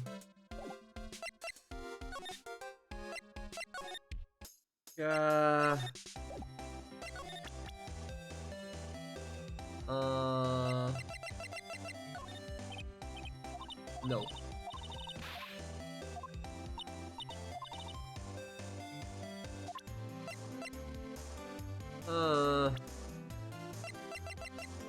Anything with the camera? Oh, I just bought that camera. Who did it? That fever rascal. Please don't look straight at me when you're saying that. Well, I fight the bugger who went and done this there to go pay with a bullet. And if you do that, don't expect me to defend you.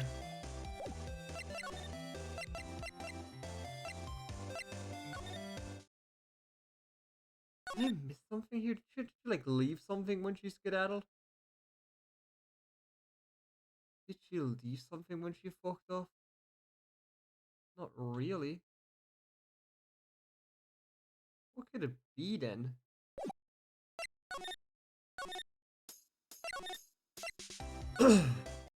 There's nothing here either. What is this funny thing? Hey, what is that? Is that a flip phone? No, it's not a flip phone. It's like, what the hell is that? Ah, whatever. Uh.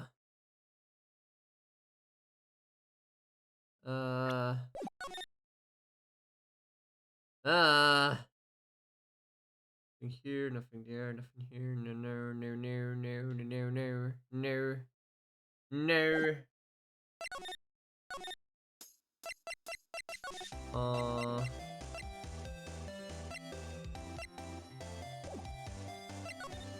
Anything in the hallway I'm missing? The Global Studio staff. Yeah. Already had that.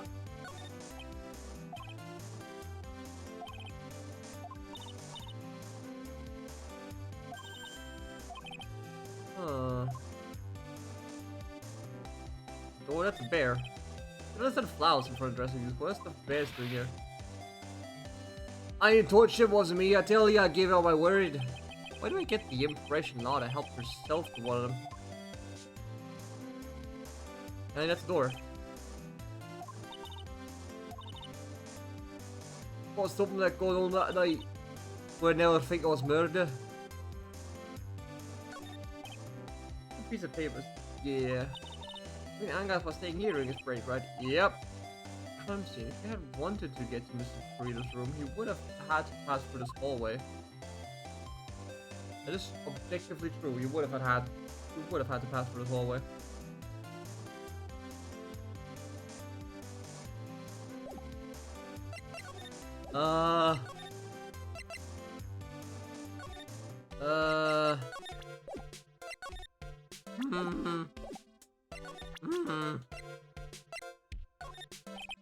I'm gonna say about her.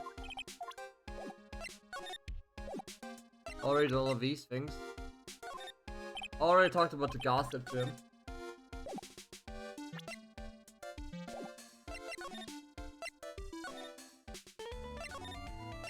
Actually, did I mention the suicide to him? Aha! I'm stupid, I should just ask Edgeworth. This woman is another key to solving this case. You really think so? She was Adrian Andrews' mentor a long time ago, but she was suddenly called away by a different show and became Juan Carita's manager. And then, a few months later, Celeste Impact died. But her death was ruled a suicide, right? Yes. But there's still one riddle we've yet to solve. A riddle? Her suicide note. It went missing. No one could find it. A suicide note just vanished, huh? Curious. Adrian Andrews. She holds a large secret within herself. A secret? You can't help but feel that this whole case revolves around her.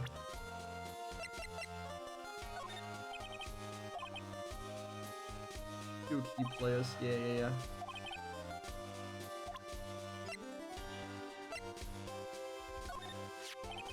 There's an interesting rumor about this man.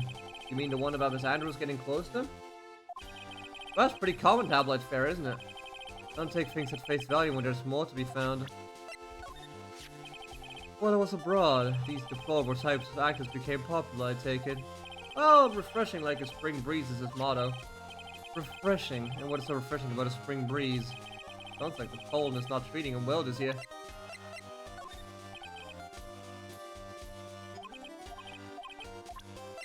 Anything about her? No. It's about Francisco. Never mind. It's about yourself. Never mind. Miss Impact's death was most certainly a suicide, of that there is no mistake. However, we could not find her suicide note.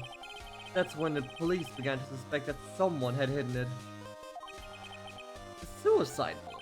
But how do you know Miss Impact had even written such a note? There was no solid evidence, however. We did find traces of ink on the right index finger, which makes the likelihood of a suicide note very high. But who would hide such a thing? The police think it was Mr. Juan Carita himself. The victim?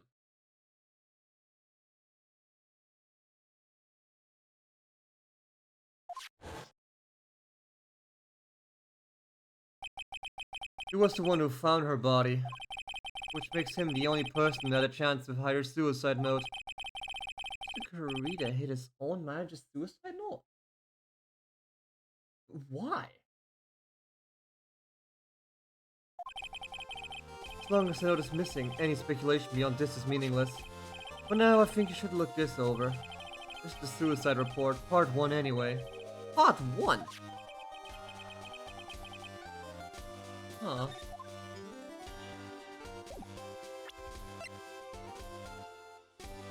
Huh.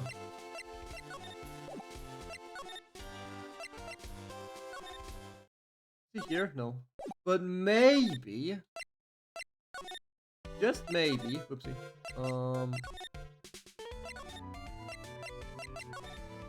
Just maybe...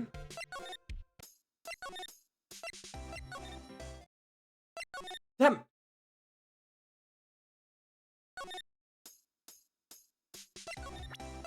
Hey, you ever heard about this? You ever heard about a missing suicide note? Unfortunate.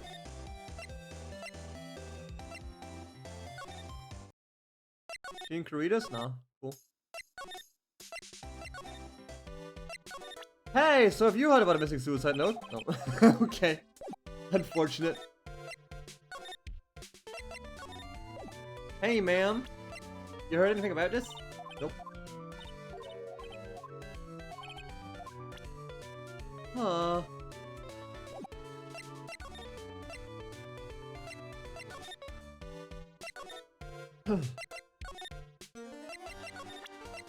Okay, so what about this? I like to look for reports. I like suicide reports even less. Worst of all, there are reports that have multiple parts like that one. That has 2. 2 parts? Well, just handed me the first part of the report. Here's the second part. The second part of the report is about an attempted suicide. The attempt's name is Adrian Andrews. It's Andrews? But what did she do? She tried to kill herself? She doesn't seem like the kind of oh no, she did seem very bitter.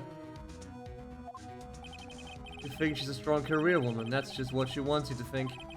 Adrian Andrews, she has a certain secret she's always trying to hide. A secret? Her dependent nature. That's what she really like. What she's really like on the inside. Miss Andrew dependent? Talk about the exact opposite of what that woman is. Okay, but can you give me the second part of the note? Oh, there you go. What's this about Miss Andrews having a dependent nature? Adrian Andrews attempted suicide. Was a few days after the death of Celeste Impact. And? And why did Adrian Andrews think about committing suicide? Because she had apparently lost her will to live. Lost her will? But why would she? Her pillar of strength, her mentor Celeste Impact, was gone forever. That's why. Why would that? Is this what they call following someone to the grave? Kind of. After her attempted suicide, Adrian Andrews started attending counseling sessions. She is someone who needs a person whom she cannot trust absolutely, and once she finds that person, she'll do anything she can to keep them near. Without such an actor in her life, her crippling anxiety stifles her ability to live. And that's the nature of her dependency on others? When Celeste Impact suddenly committed suicide, the world before her turned pitch dark. That's according to Adrian Andrews herself.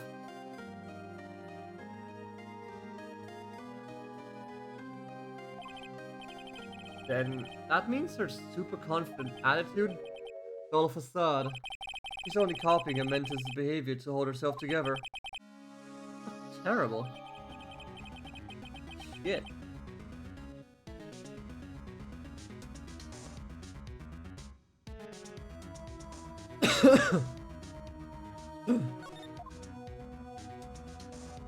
Jeez. Appearances can be deceiving. It's such a cliche saying, but it's cliche because it's true. Miss Andrews, I think that behind that unwavering brave front, she's been hiding this weakness and fear. Well, surely she's back in the room now, ain't she? Surely she's back now, ain't she? surely. There we go. Miss Andrews is here. But it looks like she's talking with someone. That's Franziska von Karma. Shit. It's von Karma. Not like this. What are you doing here? Well, you see, I'm his lawyer, so you've got some nerve following me around. Following you? That's you, Miss von Karma. You're the one doing the following. Earl? You're always following after that Mr. Detective with the little beard. Me, falling after Scruffy, don't make me laugh. Let me show you something interesting, little girl. Yeah, she has a fucking motion sensor on him. What is that? An electromagnetic receiver. I planted a tracking device in that detective, and with this, I know that fool's every move. That's a bit creepy. That noise we heard was this receiver. I feel really sorry for poor Detective Gumshoe now. Now then, let's stop wasting time. Adrian Andrews. Yes? Think hard about what we've just discussed. Understood. Alright. What were those two talking about? Miss Andrews, she seems a little dazed, doesn't she? Well...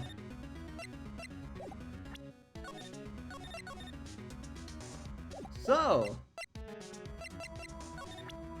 Let's puzzle.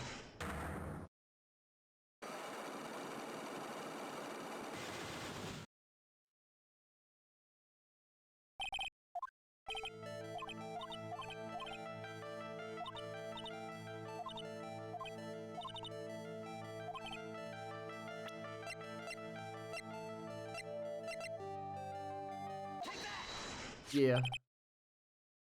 Get intimate relationship, right? Yeah.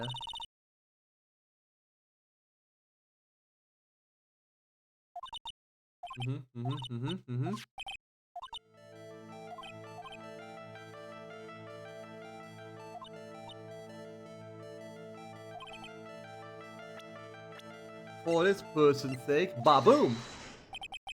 Celeste Impax, your mentor. How do you know about Celeste?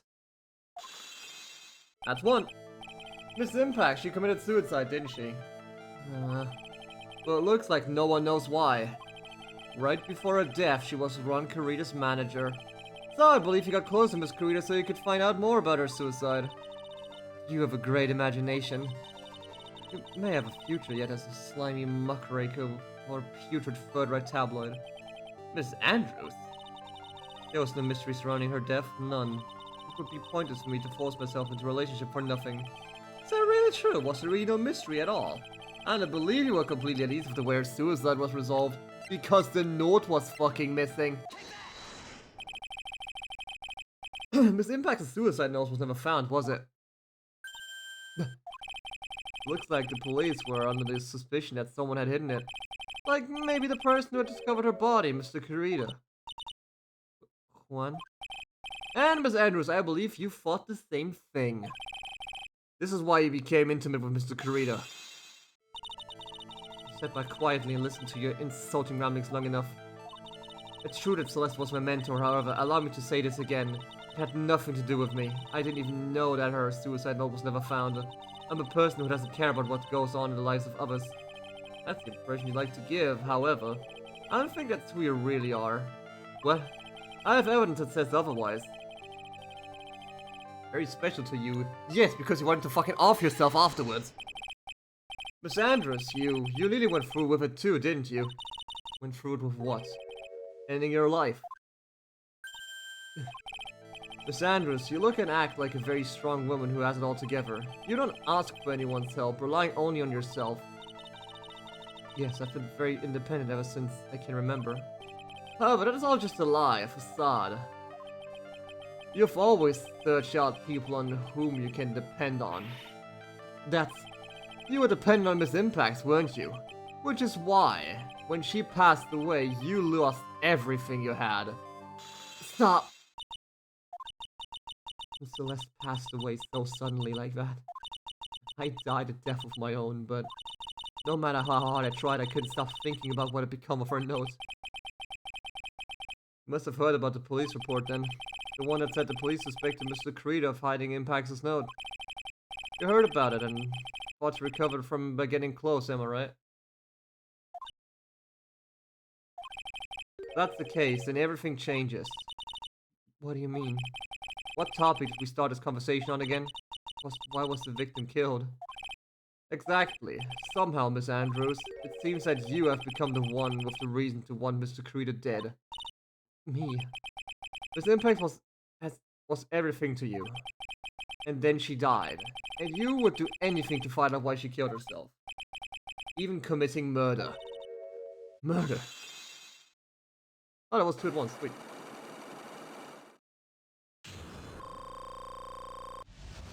I don't need those free health bits. I just hope they're recovered in the court case. Otherwise, I'm boned. Wahoo! But I think they recover if I recall correctly.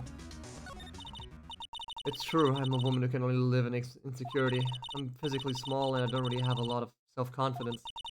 I've pushed against all that though. I've tried to live strongly. I never wanted anyone to find out the truth. Miss Andrews. This one thing. The one thing I wanted to take with me to the grave. Was my secret. Mine and mine alone. I'm sorry. You probably think I'm a worthless human being right now, don't you? Please, Miss Andrews, all I want to know is the truth. After Celeste passed away, I heard that someone had hidden a suicide note. And that someone was Juan Carita.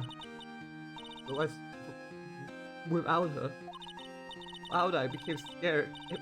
Everyone seemed like they were out to get me. So you got close to Mr. Creed to recover a suicide note, correct? Looks like that tablet reported the truth after all. Ironic, isn't it? Well, like they say, where there's smoke, there's fire. They purposely add fuel to the fire, they keep the celebrity world burning. But as for the suicide note, I didn't and wouldn't kill anyone for it. It just doesn't suit me, that's all. Well, that's enough for now. I still have work to do, so... I understand. Oh, I have one small favor to ask. My attempted suicide, I'd like for you to keep it a secret. Miss Andrews. If you find out about my weakness, I would sooner choose to die than live. Alright, I understand. We'll keep it a secret. Sanders, because she's the overthinking type. She probably never says anything without her carefully thinking it through first. Thank you for your discretion. Mr. Nick, can I ask you something? What is it? Miss Andrews has been playing with that card in her hand since a little while back. Card? Yeah, I guess she has. Miss Andrews, what is that card you're holding? Huh? Oh, this? I don't quite know. It just suddenly appeared in my handbag. A seashell. What is it? It looks like a seashell? That's what it looks like, doesn't it? I honestly don't remember owning this card. I wonder where I picked it up from. Instead of remembering something clearly, sounds like it would be a rare occurrence. Oh, that must be off. I'll leave Mr. On Guard in your capable hands. Well, now we have some more info. Is there a card around here? No, I guess she just left with the card. Unfortunate. Well, out we go.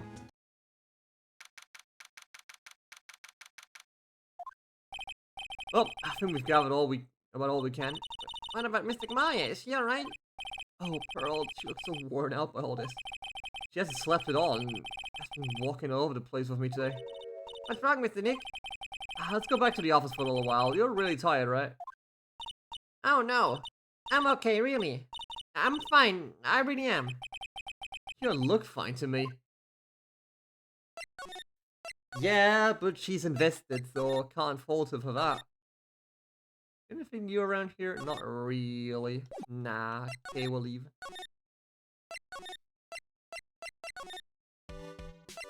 Hey, buddy! Anything you want to talk about? Nah. Never mind then. Okie dokie. Let's get out of here. Let's just go back to Criminal Fest for a sec first. There's no one here. Everyone's gone. I wonder if the three of them went to eat together. I don't think they'd ever do that. They're probably in yet another meeting. Oh, never mind then. He's also not here. We'll just go back home. Fuck it.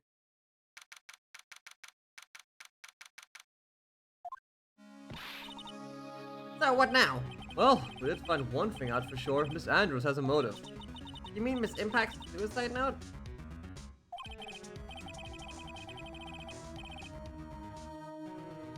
That's right. She was also the one to discover the victim's body. See? Clever.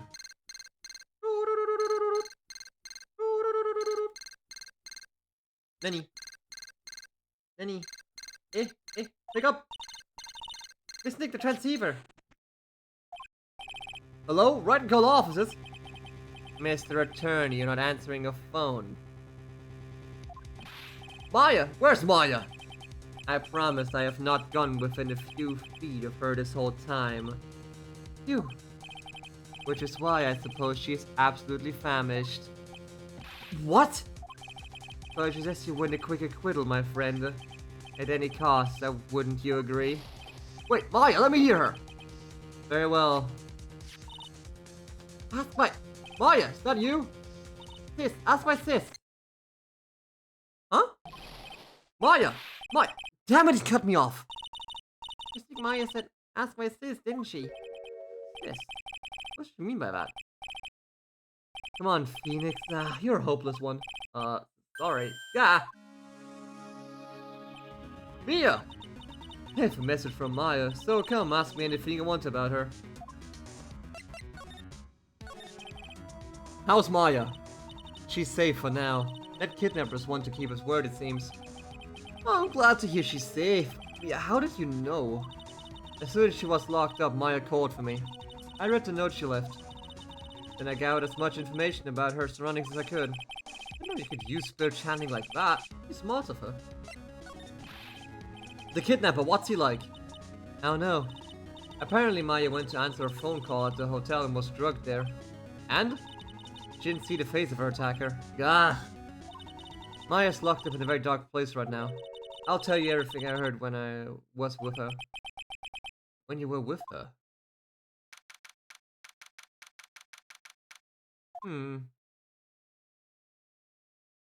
A wine cellar. Yeah, I'm starving. I could really go for some apple pie. I mean, at a time like this, these are the only way to go. I have to stay positive. He promised he wasn't going to kill me. I'm not going to die. Just, I wonder if you're with Nick right now. Oh! I don't think I'll be moving anywhere. What's this? Feels like there are a lot of glass bottles here. And these feel like barrels. I'll pass. Too bad I'm really hungry and not really thirsty. Just get fucking boozed up. There's all sorts of things piled up here. It's too dark to see. Yeah, it's locked. But the storage lock seems easy enough to open. On TV, the hero always use a plastic card or a stiff piece of cardboard. Then click, they magically open the door. I wonder if there's a card like that around here I could use. Huh? Oh! Huh? Someone dropped a card here. Kinda looks like a business card, but there's no name on it.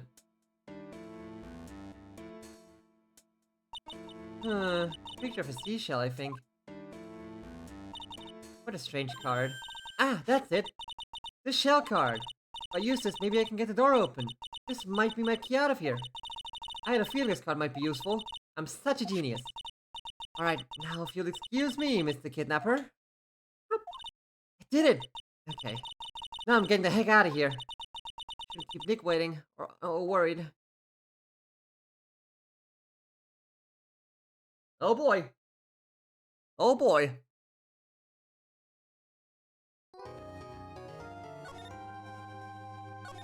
Oh, we did it. Oh, fuck.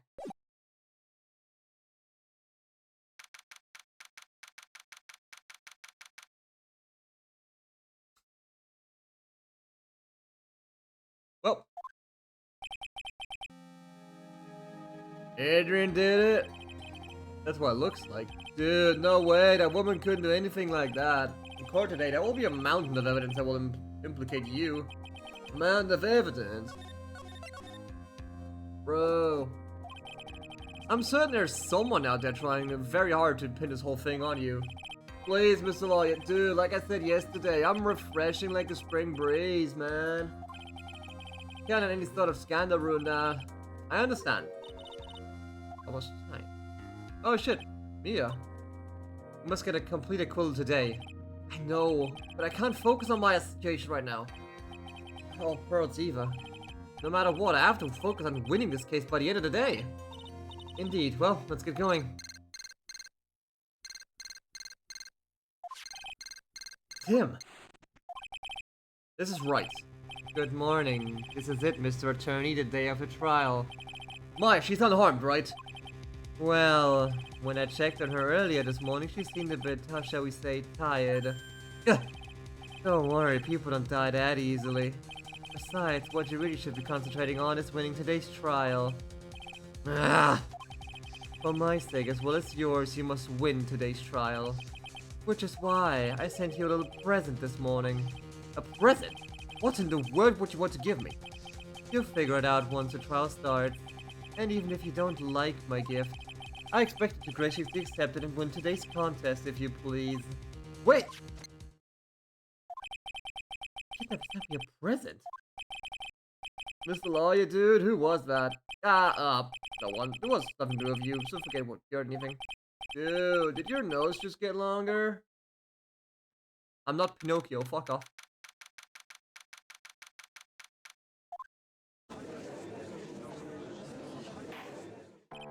Court is now in session for the trial of Matt on guard. Are the prosecution and defense ready? Defense is ready, Your Honor.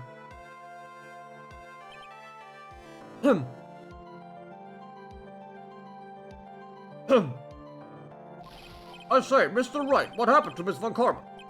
I don't know, Your Honor. Why are you getting mad at me? Your Honor!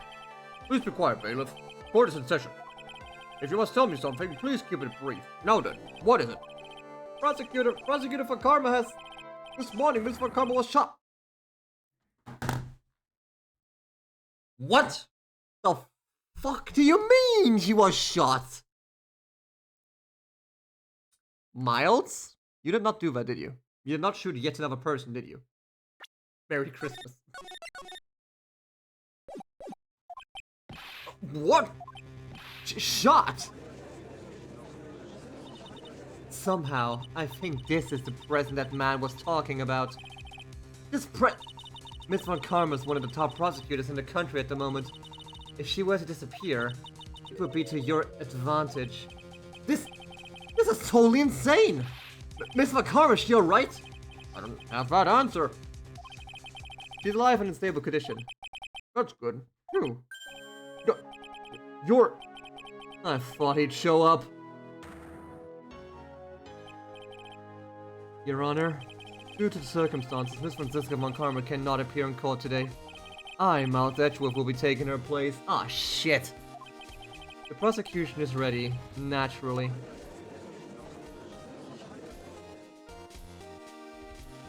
Well, back where it all started. Miss Von Karma was shot in her right shoulder and is currently undergoing surgery. Luckily, I've looked this case over and am familiar with the details. The prosecution seeks to prove the guilt of Mr. Matt Ongard. The court acknowledges the prosecution. Right. I finally found the answer I was struggling for on my long journey this past year. By the time this case comes to an end, you too will know the answer. Now then, the prosecution would like to call its first witness. Please bring Detective Gumshoe to the witness stand. Gumshoe? Witness, your name and occupation. My name is Dick Gumshoe, sir. I'm a detective down at the precinct. For now. After this trial's over, I'm supposed to turn in my badge, sir. Detective Gumshoe? The prosecution has no need for a depressed witness. Lift your head up and face forward like a proud officer, Detective Dick Gumshoe. Yes, sir. Now, let's have your testimony. If we want to explore the various facets of this case, we must start with that. Get ready, Phoenix. This is going to be one very rough fight. Yeah, would have to be with Edgewolf as my opponent. Don't see us working for. Interesting. Show me this answer you finally found, Edgeworth.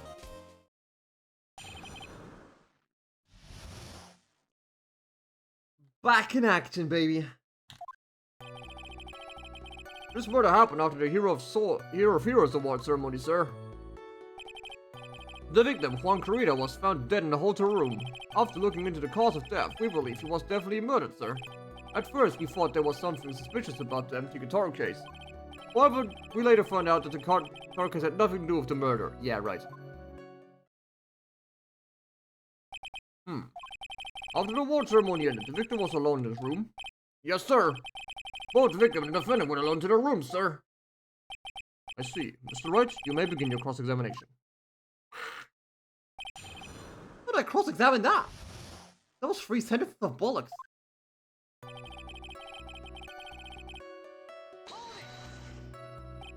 Would you please give us a brief timeline of what happened after the ceremony? Okay, pal. The ceremony started at 6 p.m. It ended around 8 p.m. and then there was a short break.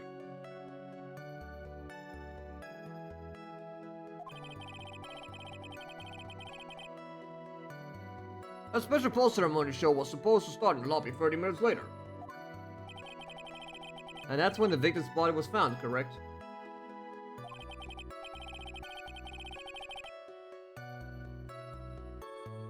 Which is to say the murder occurred during that 30-minute break period. Please continue with your testimony, detective.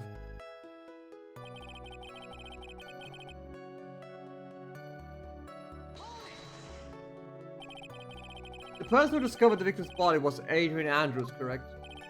Yeah. Who's Adrian Andrews you're talking about? She's the defendant, Matt Ongart's manager. She's a really pretty lady, sir. Ah, so she's a pretty lady. I wonder if she will grace us with her Judge, no. When the post-ceremony show was about to start, she went to get Mr. Ongard. After visiting his room, she went to the victim's room to get him for the show, sir. I see. Then, when she found the victim's body...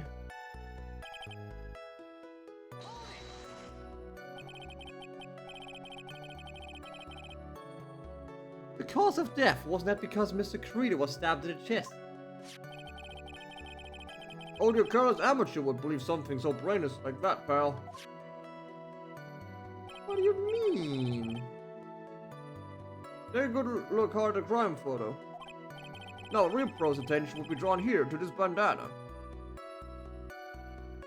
Oh, it was chalked out. Banana. This bandana, sir. That's the thing wrapped tightly around his neck, sir. Ah, yes, I see. This banana-scented banana. Judge, you really are fucking dense, ain't ya?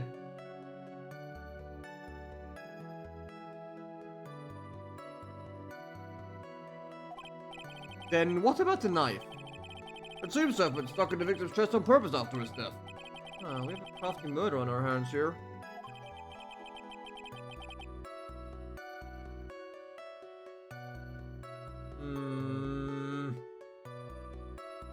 Strangled then stabbed.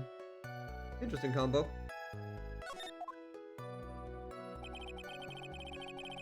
Oh, my health does not refresh in the court case. I just realized. Oh, that's giga fucked. What the hell? That is giga fucked.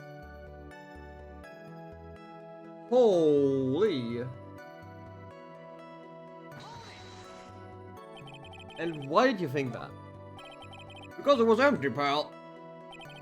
Jammin' Ninja doesn't go anywhere without his bright red guitar, and we wouldn't find it anywhere at the scene of the crime. Oh, then how about this theory? A fan really wanted the guitar and he did the crime to get it. How's that? Nice argument, Judge. Why don't you back it up with a source? My sources said I made it to fuck up. We thought of that too, but... What? The only fingerprints on the guitar case were the victim. Only the victims, huh? I see. Ah, so much for my theory then.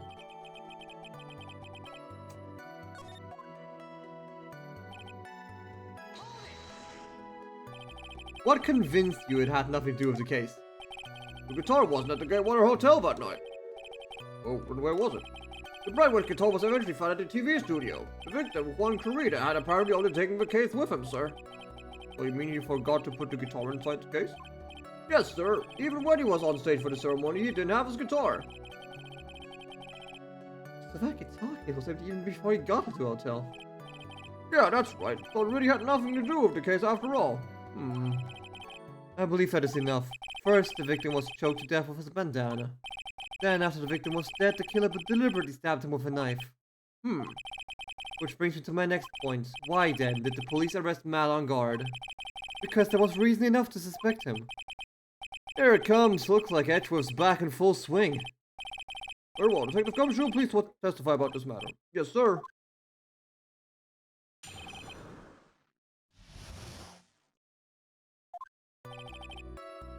The men on guard, Juan Carita, were huge rivals with each other. They each thought the other guy was in his way. That's motivated from my book. As for evidence, there's the Gemma Ninja's button. It was ripped off the ninja's costume and was found in Matt Arngar's Hakama. The defendant's fingerprints were also all over the knife. The defendant bought the knife for the crime, which makes this a premeditated murder. A lie, because the knife was at the food table. Actually, do I have an image of the table?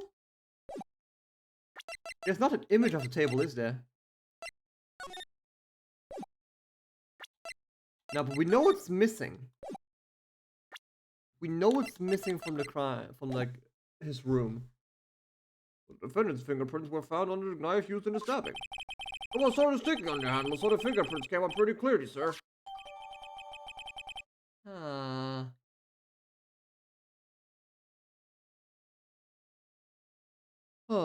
Gatewater engravings, yeah, because it's the fucking dinner knife. And there's his button. The button was found in the defendant's clothes, was it? And is his button also covered in blood? Yes, and we know that the blood on it is his victim's blood, sir. What?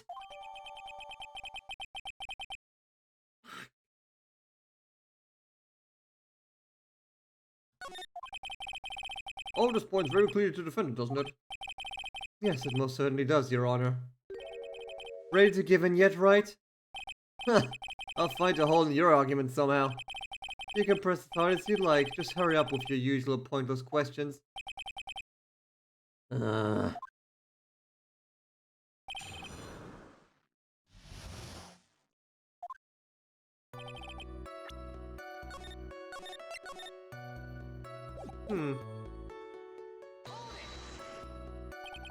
But in terms of popularity, Mr. Arngard won, did he not? Yeah, but you know what's so ironic, pal? Juan Carita was always one step behind Mr. Arngard and everything. This year it seemed like he'd finally caught up, ready for the big final showdown. But Mr. Carita lost the Grand Prix at the end. That's too bad, he must have been pretty down hard after losing.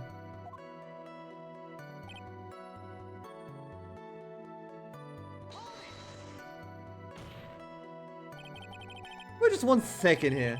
Mr. Arngard was beating Mr. Carita in the popularity polls. Well, yeah, I guess, but... Which means that in the defendant's eyes, the victim was not a rival at all. Which means he had no motive to kill at all. Yes, I quite agree. Well, detective? It's not, well... I guess if you put it that way, then yeah, the defendant would have had no motive. Detective, I'm beginning to see why you were fired. No, not you too, Mr. Edgeworth, sir. That's... I look forward to your pension negotiations. Everyone's just hammering Gumshoe. No! No, detective. Let's continue with the testimony. Oh, my poor pension too. Detective, if you value your money, I suggest you proceed. Yes, sir. We could talk about my pension later, sir. What about what I was saying? Hello? Anyone?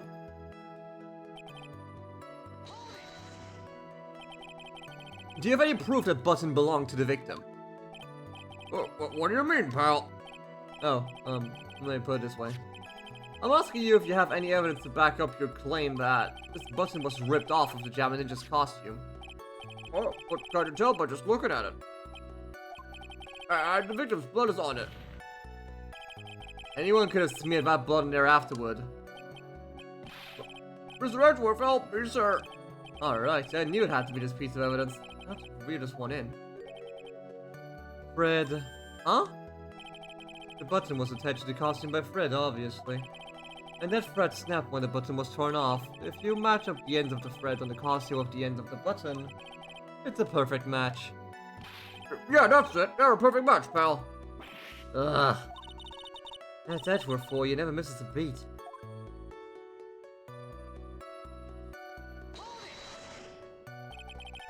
When was this button found? Pretty soon after the body was found, we rounded up everyone who knew Mr. Kurita. Then we did a search on them all. That's when we found the button.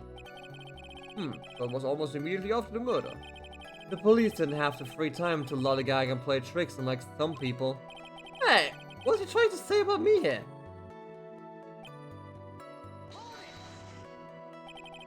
How were the fingerprints arranged on the knife?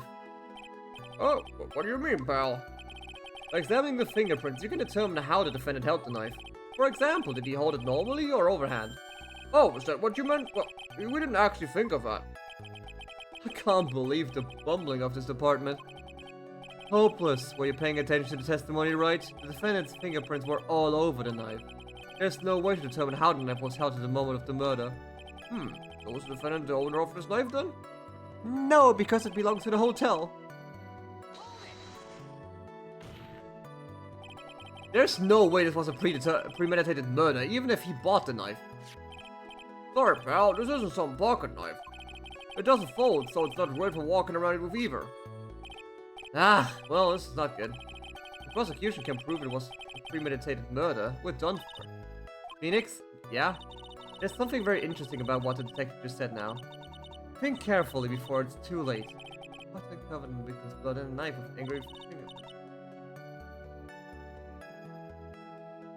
If the judge were more rash, he would have already pounded his gavel in closing. That was not a word of trouble. Well, before any battle, you must find your enemy's weakness. So let's find the weakness in this testimony, okay?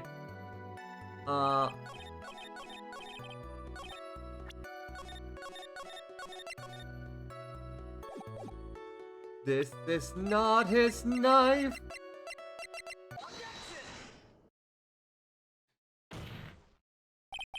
Wait a second. What? So the basis of your argument that this was premeditated murder is simply that my client bought a knife beforehand. That's right, pal. The defendant Did not buy this knife. Huh? Take a good look at the handle of this knife and you'll see what I'm talking about. Huh? It has Gatewater seals. There's the Gatewater seal set on the handle. Gatewater? I think I've heard that name somewhere before. The name of the hotel. The Gatewater Hotel. Uh-oh. The murder knife was actually property of the hotel, which means this murder was not premeditated. Good start. Yes, that is very true. This is a very big... What is it, Mr. Edgeworth? I'm sorry, but the defense is simply too careless. What? I think whether the crime was premeditated or not has already been determined. How so? I admit this knife is hotel property. There's no one currently on the police force that is dumb enough to not realize this. But I did... Oh. Oh no! The question is, where did this knife come from? Well, it's obvious. It came from the victim, Mr. Kurita's room. Nope. Sorry, Your Honor, but that is incorrect. The victim ate a last meal before he was murdered. With that being the case, I would like to draw the court's attention to what is at the top of that table. Only draw a knife and fork. There's a knife and fork on my table. Good. Where in the world did this knife come from? If it pleases the court, I would like for us to recall the room of the defendant, Mr. Matt on guard. Yeah, unfortunately. Especially while it's on top of his table. There's something missing. Well, if there's something missing, perhaps it is a single knife. I was gonna use it for myself, now it's being used against me. We investigated the leftover dishes for fingerprints, and while we were investigating, we came to the conclusion that Mr. Matt Ongaard's knife was missing. Mr. Ongaard had gone to the victim's room with the knife he had used during dinner. Why would he carry a knife on a visit? To kill, of course. And with that, I believe the prosecution has proven this was a premeditated murder. Shit. Amazing, Mr. Edgeworth. Absolutely brilliant. A brilliantly clear deduction. It seems like Edgeworth had this plan from the very beginning. Yes, same. Wasn't one of those traps I just walked headlong into. A murder weapon with fingerprints and a button from the victim's costume. There is quite a sizable amount of evidence here. I can safely say that any further deliberation is a waste of your honest time. Although, I wouldn't mind if the defense were to present evidence not yet shown to the court.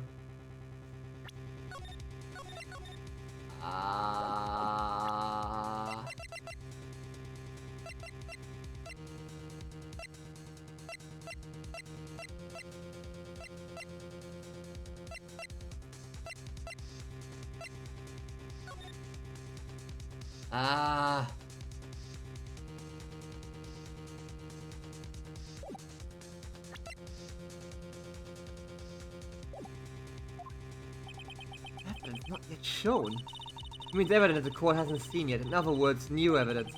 What does the defense have to say about this, Mr. Wright? Well, Phoenix, the judge is favoring the prosecution right now. If we answer with something wrong here, I doubt this will be ringing out the sound of a defeat. Mr. Wright, do you have something important necessary to present to this court? I don't know.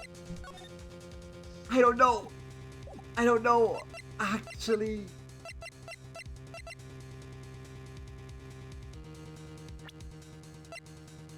The only thing I have is like the motive, but that's all I got. And the glass.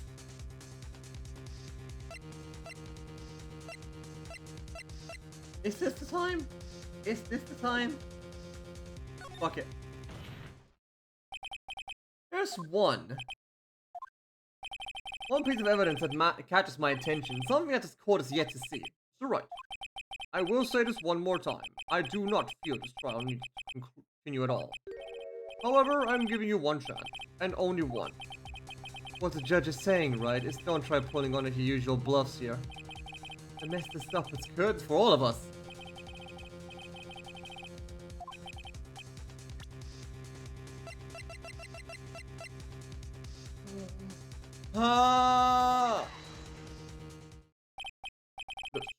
There's a wine glass, is it not? Wait, what's that in? Oh, thank chaos. Please look at a photo of the crime scene one more time. The scene is a mess because of the victim's struggle against the assailant. The vase was broken, its makeup is all over the floor. These were all things that were, at one point, sitting on the top of the dresser. Well, yes, I see your point. However, this glass that is sitting on top of the dresser is mysteriously untouched. The only thing that had not fallen over with everything else is this wine glass. This piece of evidence is more and strange enough to warrant further consideration. Well, what do y'all have to say? Oh, well, yes. It is a little peculiar. Yeah, it is. I thought it was. You can stop looking at me with those puppy dog eyes of yours now. Mr. Edgeworth. What is it, Your Honor? Your opinion. You don't need my opinion, because there is no special meaning to that glass. What? It's safe to say that the glass was set there after the crime took place, by the person who discovered the body, Adrian Andrews. Why? She could have easily been so shocked that she set the glass down without thinking. That does sound very plausible, Mr. Wright. Did Miss Andrews really have set that glass down without thinking?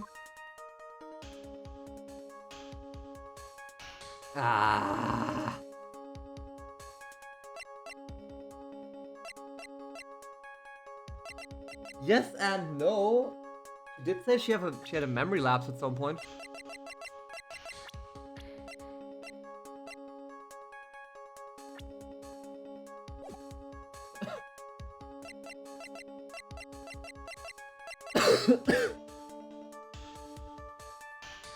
Nah, that's no way. I feel weak here. The trial is over. We can look for my proof later. For now, I should trust my instinct and point with certainty. It just might fall of it if you're thought-provoking enough. The defense would like to challenge the prosecution's theory. We would like to see something that proves it was Miss Andrews who set the cup on the table. You've turned the situation on its head yet again as usual. Mr. Edgeworth, do you have any proof to back up your claim? There's no way he has then, he's just bluffing. Unlike Mr. Wright, I'd never say anything unless I have the evidence to support it. He has fingerprints, doesn't he? What? You're not thinking hard enough today, Wright. Did you think this wine glass escaped my notice? Then... Of course that's been thoroughly inspected. For fingerprints. Fuck!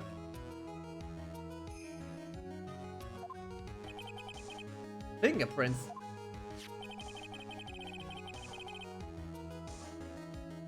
There are only one set of fingerprints left on this wine glass.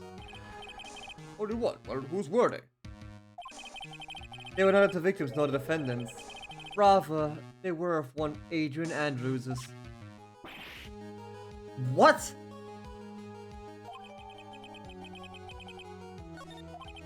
That is why I said that the person who had discovered the body had left it there. Are we done here, Mr. Wright? Ah, I can't believe I fell into another trap. Miss Andrews was probably holding the glass when she went to see Mr. Kurita. But upon seeing his dead body, she was stunned and set the glass down on the dresser. What you just said makes a lot of sense. Do you see, Wright? You can't change any part of my scenarios that explains everything all too well. Ah! I thought long and hard this past year about what it means to be a prosecutor, and from here on out I will show you the answer I have come to discover. Wait a second, Mr. Edgeworth. I think the prosecution has provided enough evidence for me to enter my verdict. Unfortunately, I can't allow you to pass judgment yet. Huh? The prosecution has yet another witness he would like the court to hear from. Another witness? Yes. Bailiff, please bring in the next witness. What is Mr. Edgeworth thinking? It's Grandma, ain't it? Ah, for fuck's sake. Now then, witness, please state your name and occupation. Witness, your name and occupation, please. Gotcha. I wonder what happened to that calm composure you had earlier. Oh, Edgy boy, it's been what, a year since we last met, hasn't it? You should be more happy to see me.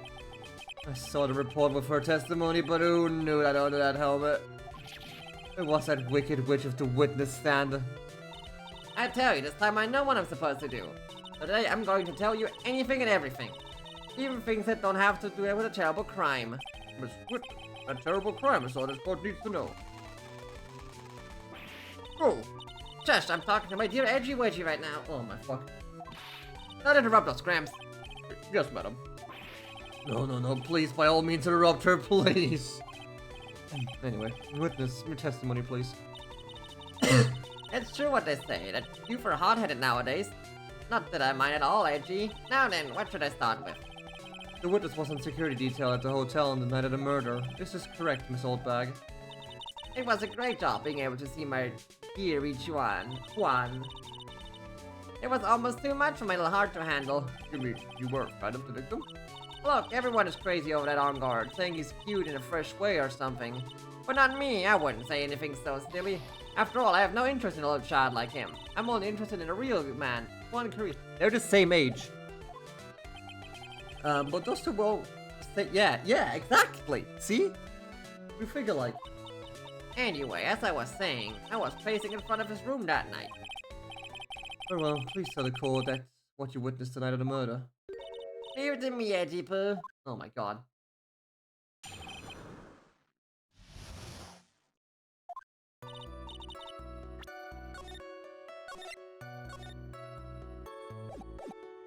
Anyway, after the ceremony, I went to pace around in the hallway in front of his room.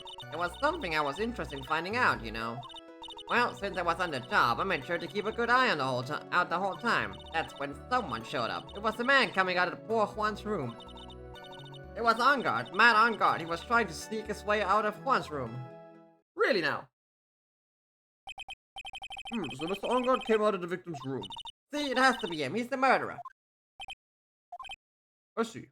Well, Mr. Wright, you may begin your cross-examination. Ah. I love how she has a tendency to just like see someone and be like, yeah, that's him, that's him, that's him. This is the second time she did it. She done did it.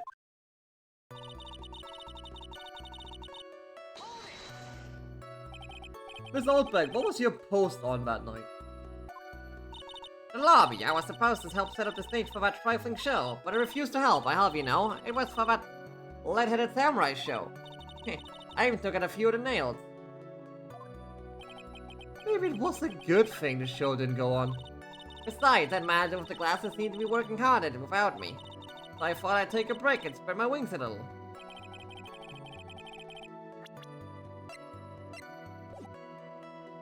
And that's when you went to hang around the victim's door?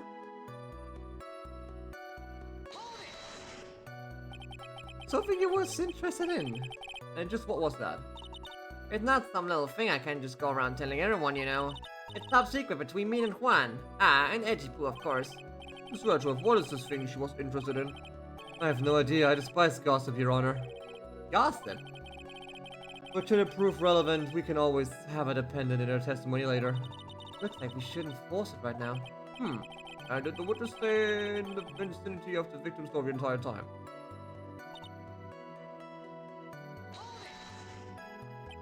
Oh, then would you tell us the number of people who went in and out of Kurita's room? I have no idea.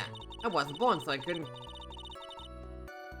count things for those who didn't pay attention in class. That's why ever since I turned 20, I quit keeping track of how old I really am. Yes, well, that would explain why your age was not included in the report. In any case, the witness then saw someone, correct? Yes.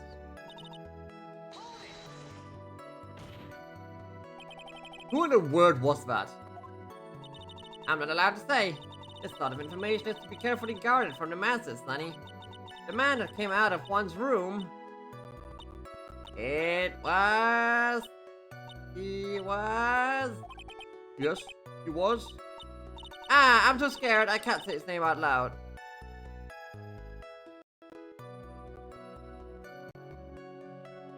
I hate this courtroom. Oh, what I wouldn't give to Francisca's whip right now.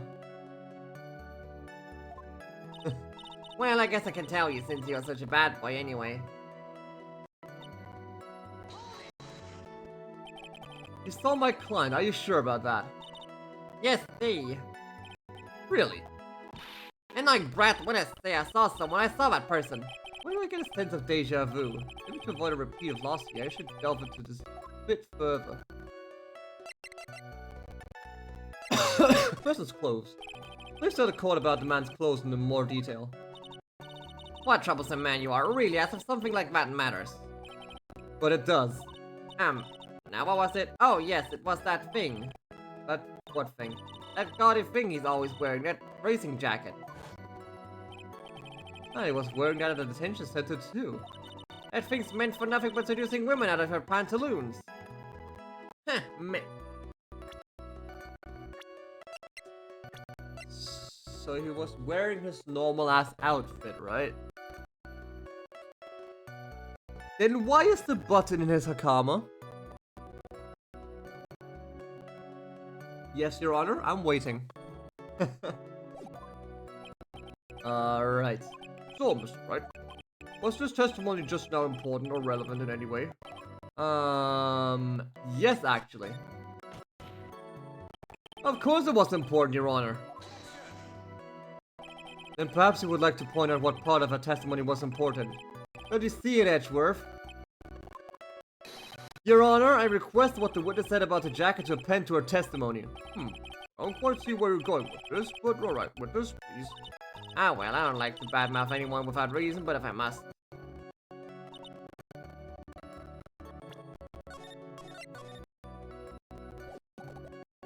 And ba-boom. This old bag. What? Don't say my name for no reason. You know what this is? Ah, it's a button number 2 on the Diamond Ninja's costume. Now I know she's an obsessed fan. She identified it in a single glance. Give it here, give it here. If you don't give it to me, I'll punish you with this. Wow, she really is a die-hard fan to want a button covered in blood. This button was discovered in Mr. Enguarde's body during a full body search. See? See? This button proves beyond a shadow of a doubt it was that rascal on guard. It was caught up in the pleats of his nickel samurai Hakama pants. See? See? And on guard is a nickel samurai. Witness!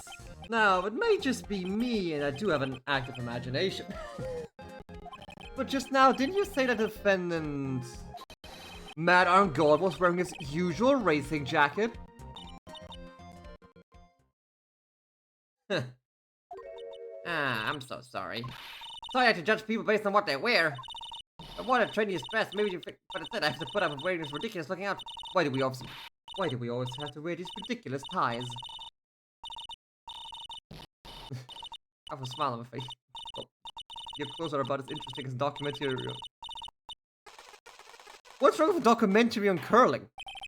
Now hold your tongue still there for a second. So what you saw in actuality was not Mr. Enguarde, the man. But Mr. Enguarde, Nickel Samurai? But when you think about it, they're really one and the same anyway. Where have I heard that one before? Miss Oldbag, this is a very important point we're talking about. Hey, Deepu, do you think so too? Well, it might be something worth considering. Just say it's important to grieve me for a change. But just think carefully and try to remember as much before you can testify. Alright, if you insist. I should be the one sighing, not you. Ooh. Ooh, another part. On guard, yes, yeah, I remember. The Nickel Samurai, that's right. It was the Nickel Samurai that I saw. Yes, it would have been convenient for him to wear his costume during the murder. He had to go to that post-ceremony stage show right after the crime, you know. So he must have worn that Nickel Samurai costume when he was stabbing poor Juan. Oh, now you just randomly flip it. I knew it. I knew you'd say he was inside that costume. What? Did you think he could have been someone else inside that costume? Don't be a bad little boy thinking such rude things. But the possibility does exist. Ah, young'uns today, I told you there's no way it was anyone else. How do you know that? Because I said so. And what I said is... Ma'am? Ma'am. Roughly a year ago, right? Maybe a bit more, maybe a bit less. There was someone... There was a murder in a costume, right? You saw a guy walk by in a samurai costume, right? You thought it was my ex-client, Mr. Powers, right?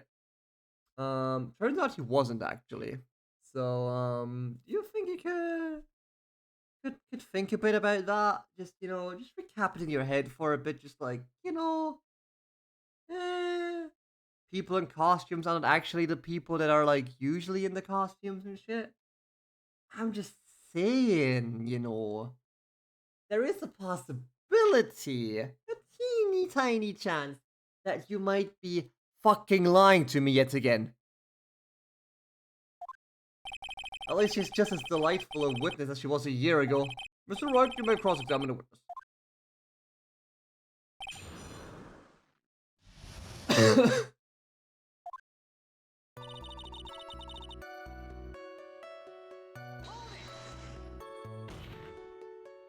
Would you please get on with your testimony?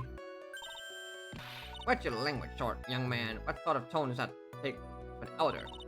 My youthfulness isn't what it used to be, so you should forgive me for everything. No. If I keep on barking at me like that, I'll start singing at the top of my lungs. What? The striking figure by the sea, standing all alone, is he. He's the Nickel Samurai. He's actually singing. So well, my poor ears. Mr. Edgeworth, can you please do something about this racket? With this, I'll give you a piece of gum later if you'll be good and stick to just the facts.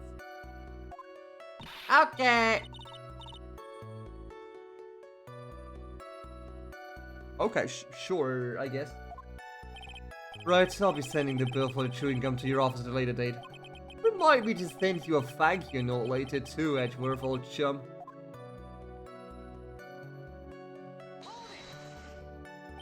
Be a little more careful with your testimony, please. Not too long ago, you said he was wearing his racing jacket, and now he's not? Not too long ago. Now let me ask you this. When were you itty bitty? What was your grand dream? Huh? What do you want to be when you grow up, whippersnapper? My dream, huh? Well, I wanted to be Judge Wagner, hero of the public sport. So what? See? And look at where you are now. You're not Judge Wagner, are you? Are you? Well, What I said earlier. who puts any weight into things like that? A courtroom does? Then now it's everything. I can't be held responsible for the past. To a certain degree you can. Since when did court become theatrics over testimonies? All that matters is that the man was inside the costume. Isn't that enough?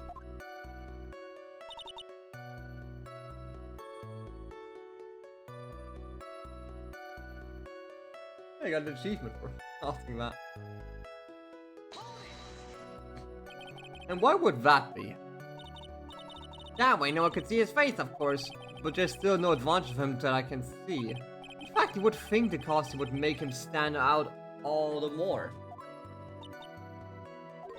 You're such an annoying child, you know that? You disagree with everything I say. Yeah, it's natural. Isn't that what you're always doing to me? I got it. Maybe it was more troublesome for him to change in and out of his costume.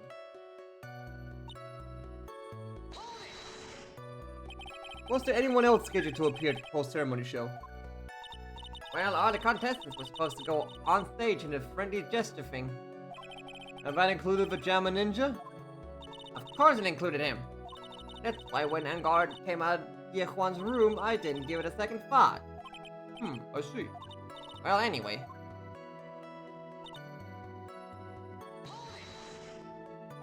So let me ask you one last time. The person you saw, it really was the Nickel Samurai. As showy as ever. Haven't I been saying that from the very beginning? No. Can I throw in the towel yet? Huh. You need to think too hard in this one. Huh?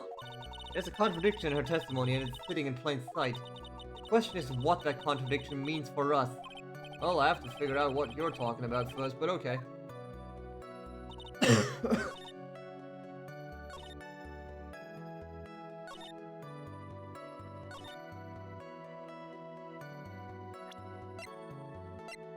Did he though?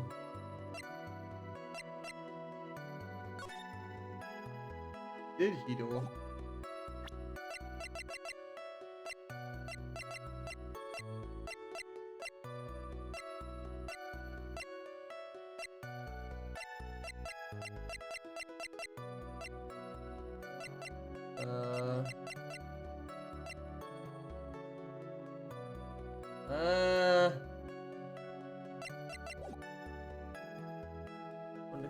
When he was stabbing a man, got a poster number show right after the crime, you know.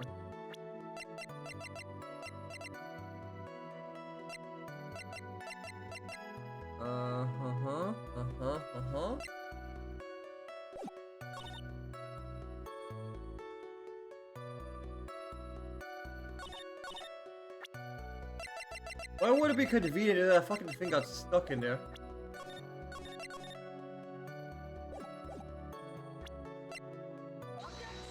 Never mind.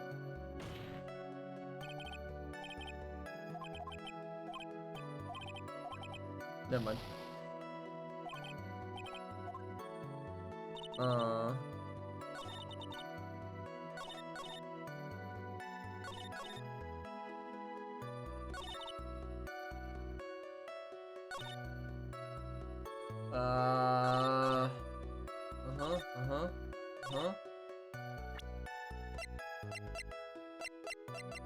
Right.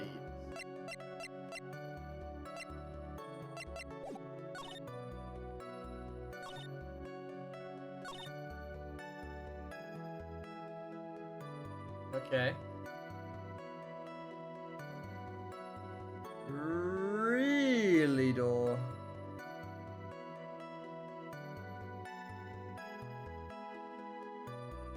Really though?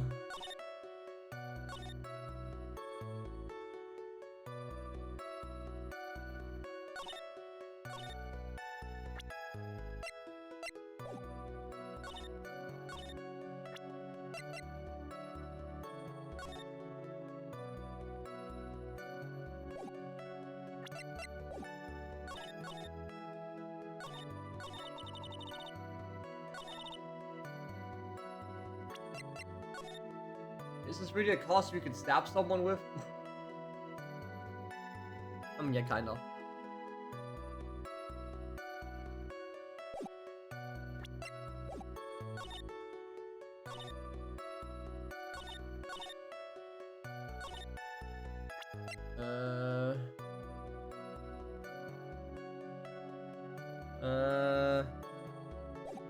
Hidden in plain sight. I don't get it.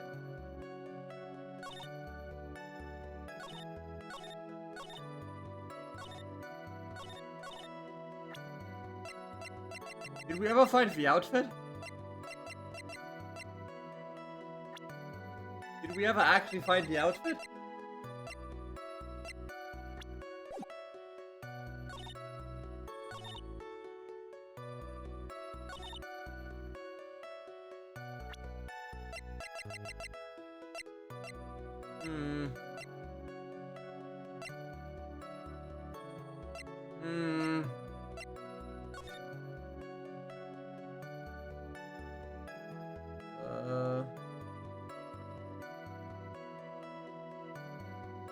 I am unsure.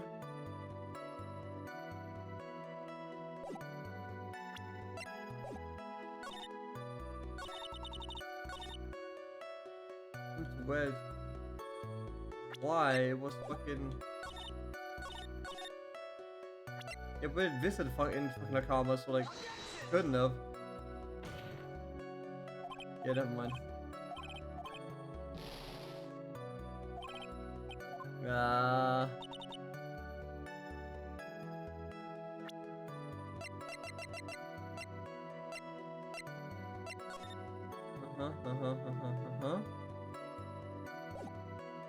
I'll probably need that later.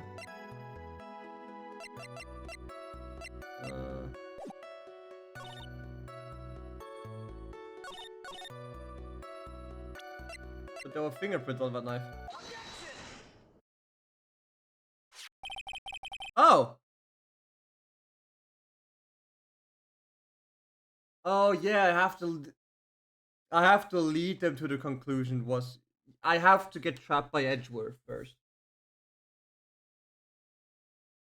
Kind of. Let's take a look at this. Yeah, so it's a knife. Big deal. If you're trying to scare me with that, I'll have you know it won't work. No, that's not my attention at all. The knife that was used in a murder, correct? Your Honor, do you know why this piece of evidence is important to this case? Don't even have to ask. It's because the defendant's fingerprints are on it. Is that what you're driving at? That is exactly what I'm driving at. What are we driving at, and whose car are we driving?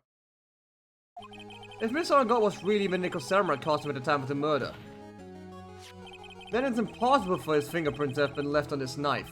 Actually, he would have wiped all previous fingerprints on his knife right off.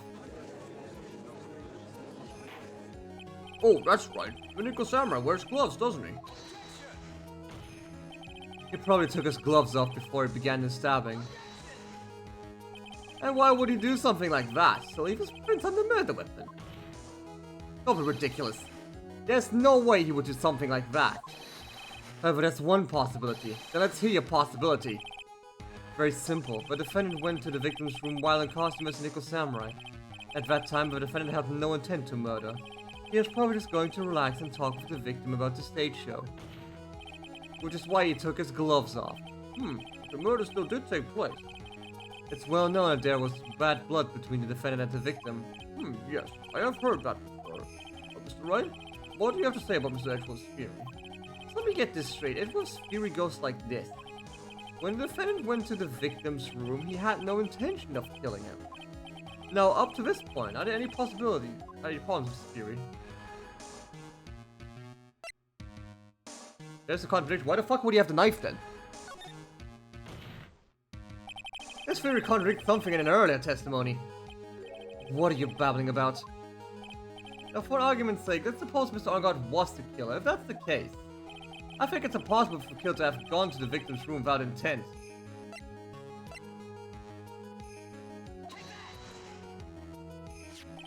This knife, this was used by Mr. Arngard at dinner. Yes, we did establish that. Which means that if my client was, in fact, the killer, then he brought this knife with him when he went to visit Mr. Kurita. I suppose. However, you just said it yourself. At that time, the defendant held no intent to murder. Then why would he bring a knife? He wouldn't, would he? Huh. Which means, Mr. Edgeworth, your fear was flawed from supposition 1. And one more thing.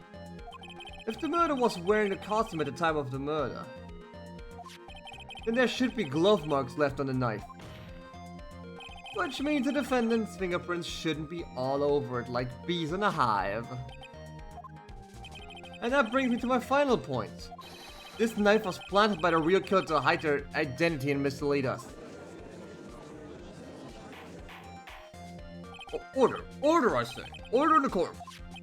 Was this knife really planted by the killer? Why would the murderer do such a thing?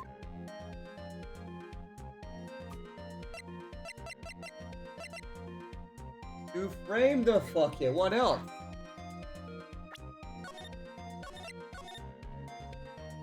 All types of murder, man.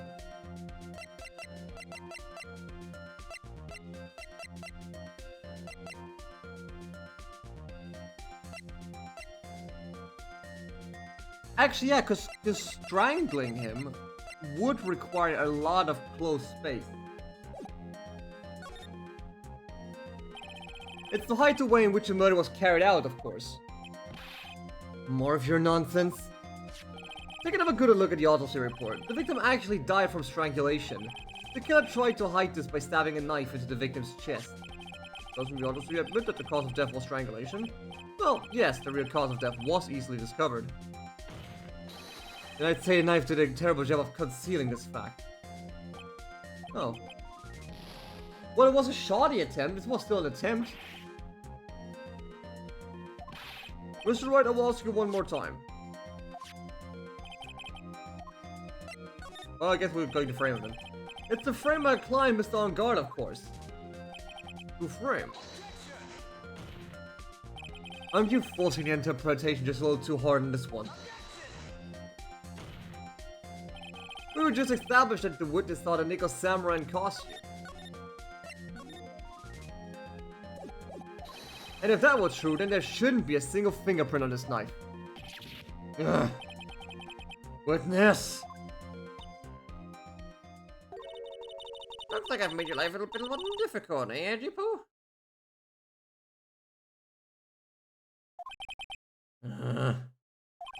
Witness, did you or did you not really see the Nickel Samurai?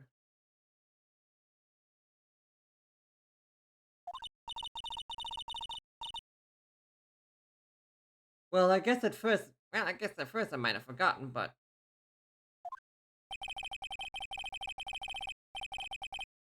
Are you saying you mixed up Mr. On Guard with the Nickel Samurai as character on TV?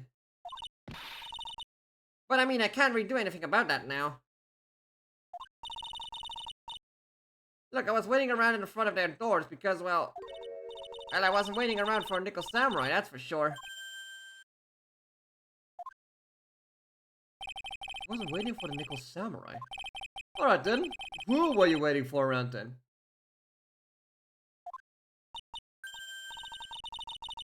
Huh, that's top secret to anyone outside of security.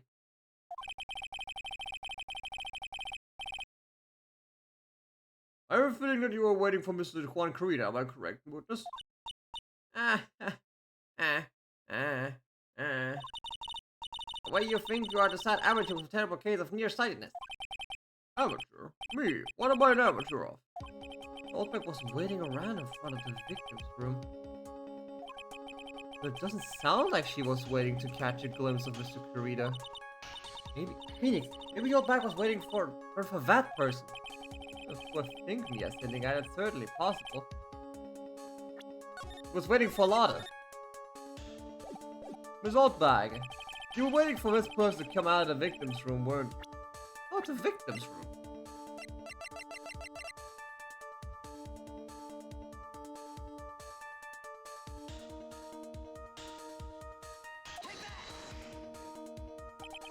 Who is this person?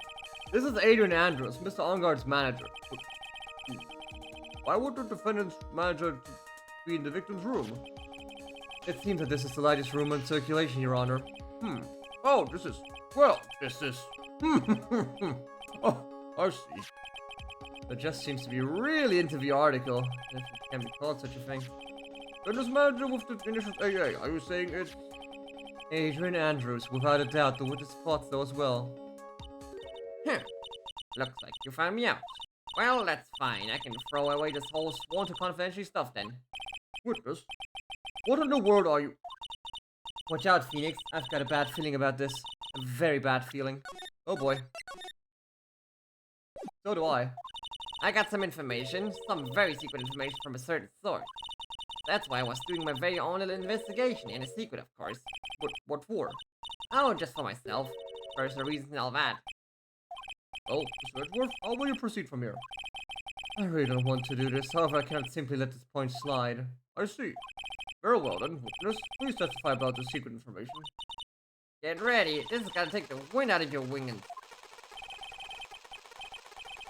I'm sure we're all capable of handling this. Really, it's not like we're 10 years old. Oh boy. But on guard is one evil, evil man. He thought he could ruin poor Juan by causing a huge scandal. So to do that, he sent his own manager to get in close with Juan.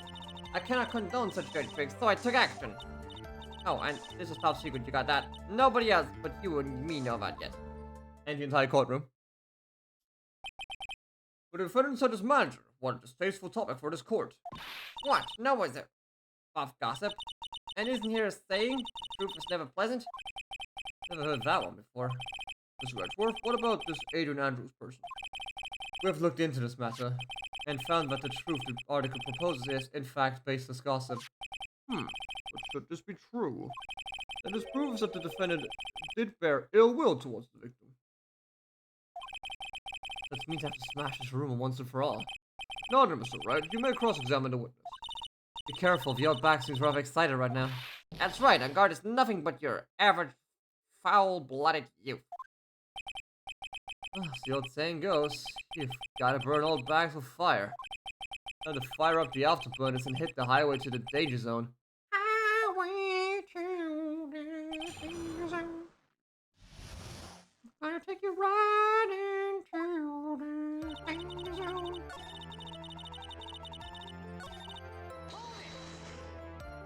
You can't say something like that without proof. That's just slander. But it's true, that woman was getting intimate with poor Juan. Look, it says so right here, doesn't it? Magic to the Stars AA. But the name of the magazine just came from his gossip land. What? Are you saying that gossip is all just a pack of lies? What do you know? I suppose next you'll hear me that the news is 100% truth. 95%. Oh my fucking god. Did it crash me again? Oh, I hit the cable again, didn't I? Alright, hang on.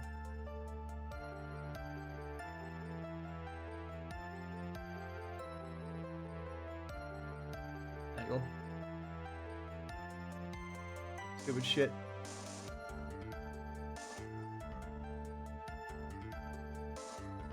I gotta stop like moving, so I have to get rid of these cables completely. Honest, Sonny, can't discriminate between the news and gossip. Yes, discrimination is bad, Mr. Wright. Discriminate? What did I do anything like that? Anyway, On Guard would never get me to say touche.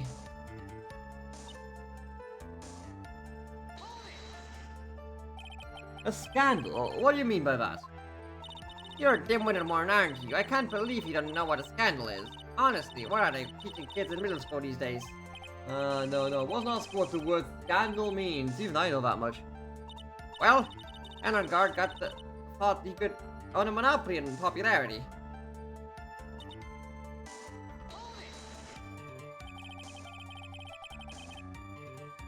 You don't have any proof that Mr. Ungard did any such thing. You must be suffering from shock of hearing the truth. And now, since you're in so much shock, you can't do anything right. Right, I can't do anything, but boy, do I wish I could do something about you. Alright then, finally show me what you've got. You show me proof that Engelgard didn't bear any ill will towards Juan. Juan. Not currently. I have nothing currently.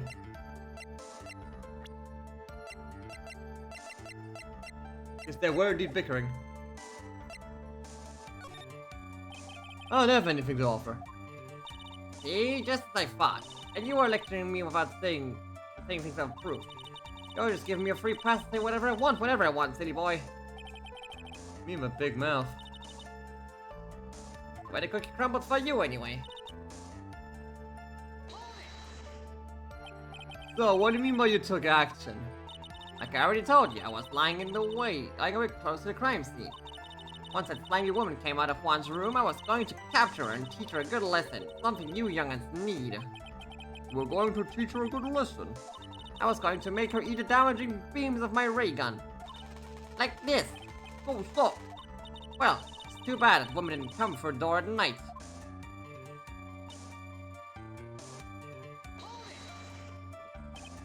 Wait. What? I'm a busy woman. Tea time with the kids is over. Secret information no one else knows yet. If that's true, then how do you know this is secret information? Well, that's because I'm a pro. Yes, that's it. It's a secret. Even if you drill a hole into my brain, you'll never find out. How in the world did that old bat get such a secret piece of information?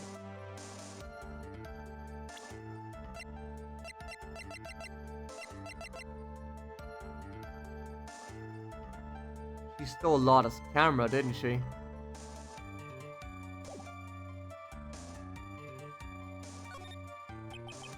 If you don't be a good girl and tell me where you get the secret information, you won't get to go home today. What the fuck? Edgy, but what are you doing? Help me! God, why have to do this? Just do this for me. You'll get your reward. I don't want your reward, but you don't leave me much of a choice. The witness could have gotten their information from anywhere. It's even possible that it was spontaneously made up inside the witness's head. And he lectures me on reckless blabbering.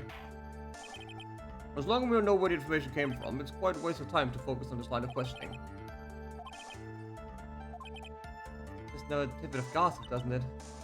Yeah.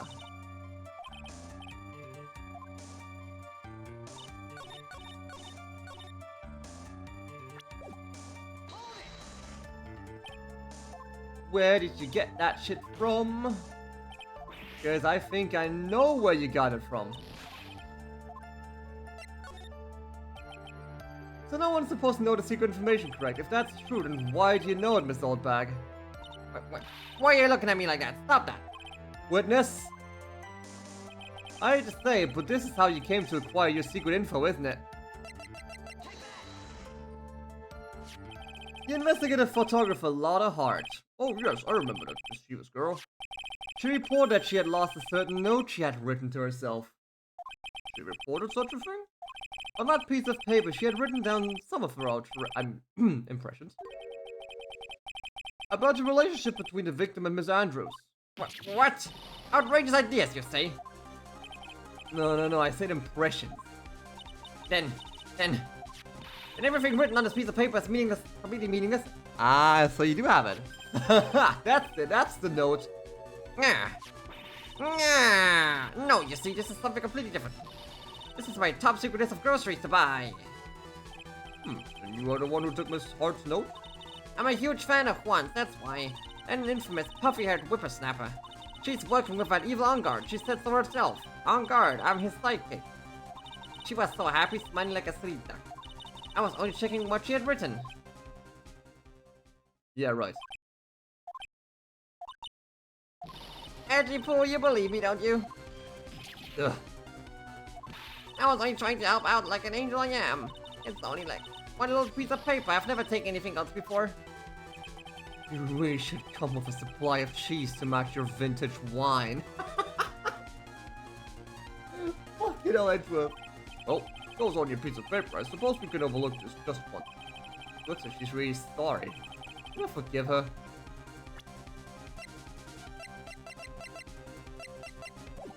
Nah, slam her. Well, laid up on her now, she'd get away. I have to find some way to inflict a deafening blow to the prosecution.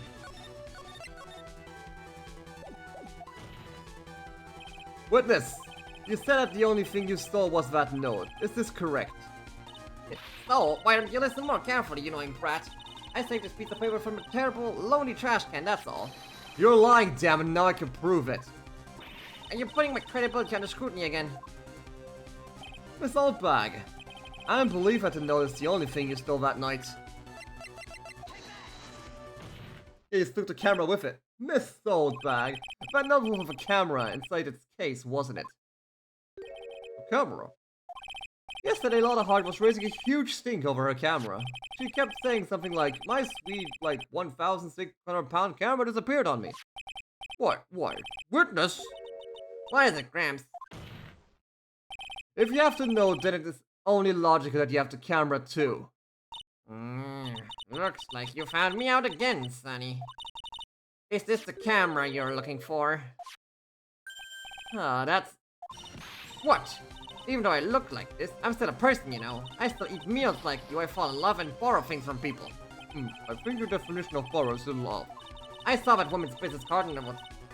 When I noticed it said Slimeback Celebrity Photographer Extraordinaire. Well, when I saw it, I had to know what sort of picture she had taken. I'm a professional security guard. It's my business to know these things. not really. Bailiff, take this camera's photos, hurry. You must examine them at once. Am I safe? Not yet, okay. Well, Mr. Edgeworth, what do we have? Objection! Exactly. Hey Phantom, how you doing? Hope you're doing well. There's only one photo that seems to be relevant to this case. Please present it to the court. Gimme. Aha! This is you, Samurai. Nickel Samurai, sorry. See, I told you, it's the guy I saw. This proves that the witness was not lying earlier about the matter. Shit. What does all this mean, Mr. Edgeworth? You can finally relax and grind more. Hell yeah. Time to get that grind for Ellen going. Oh, well, continuing technically.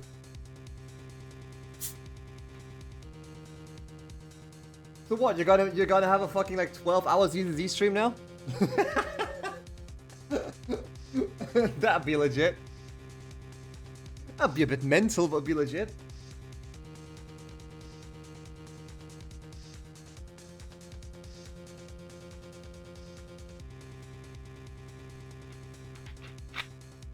Oh god, I was the issue. You could play the fucking Vampire Survivors mode for like 12 hours. This photo by itself does not prove that the person in it is the defendant. However, in his own confession, Mr. On Guard clearly stated that at the time of the murder, he was still in his Nickel Samurai costume. Ah. If that is the case, then this Nickel Samurai is the defendant. How did it come to this? I think this brings us to the end. We have examined every piece of evidence thoroughly. No, we didn't. No, not like this. Not like this, man. Final comments, Mr. Wright. The court will consider them before we close. Do you agree that this photo is decisive evidence against your client? This photo really is decisive, then we're done for. But if I raise an objection here and blow it, then I would put Maya's life in jeopardy. You can't make a mistake here, there's only one road out of this mess. This photo had Lotta took.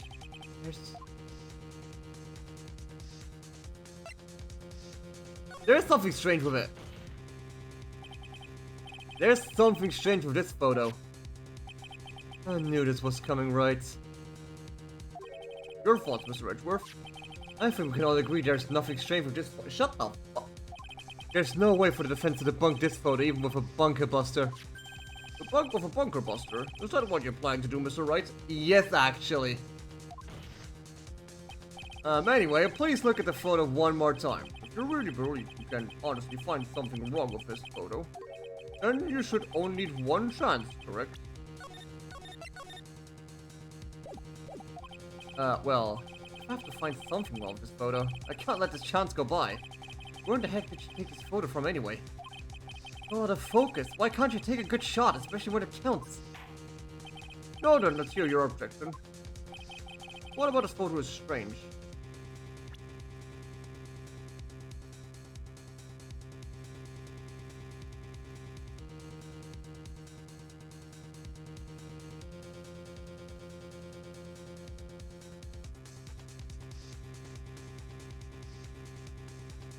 Good question. What about this photo is strange? I know the like medallion isn't in there. That's what's missing for me. Like the button that is supposedly evidence.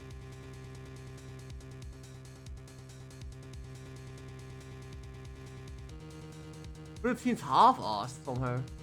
What is it like? What's it with this thing hanging out? What is it with that thing hanging out?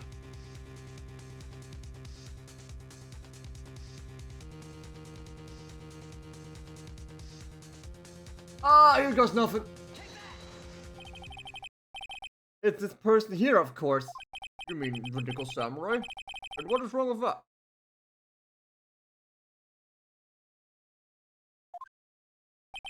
At the time of the murder, Mr. Angard was in his own room. Which means this Nico You think that's all it takes? You should reconsider your choice of occupation. Ah. I think it's about time you retired. Fuck. Off of the brain of that lawyer, Your Honor. Wait! You're the one who let your last chance fly away from you, Mr. Wright. No!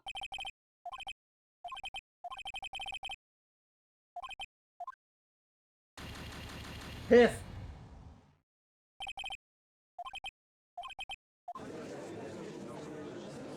Arg! We'll talk about it. Luckily, I saved!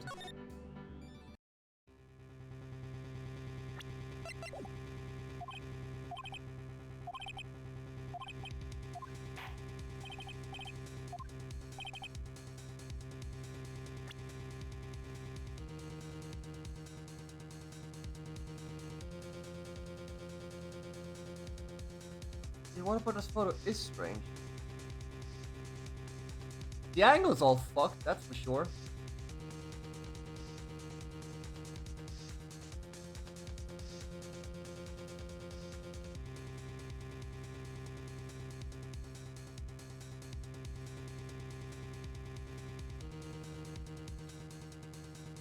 What is wrong here?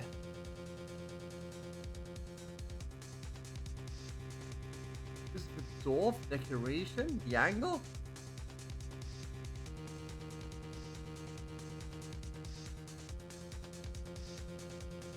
The fact she's peeking out from behind the wall?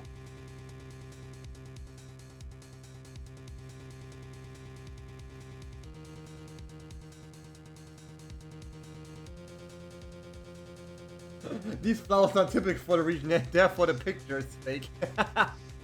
Imagine that.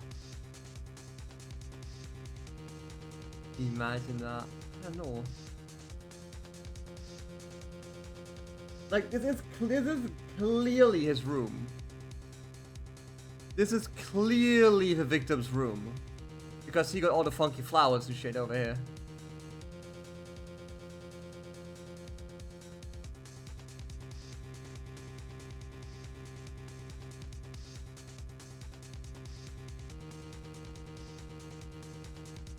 What is weird about this? I mean, the angle's all scuffed.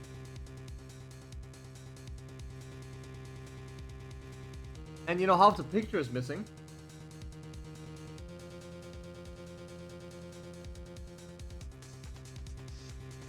But I doubt I can just like go up and tell him, yo, The picture sucks. Please make it good.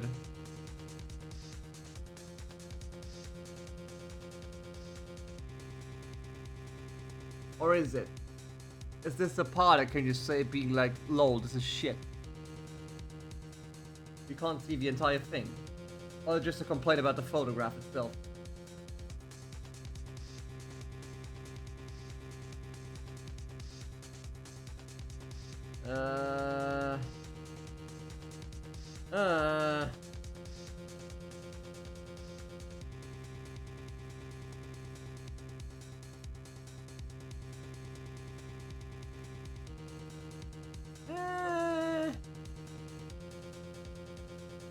Why is this teddy bear staring at me?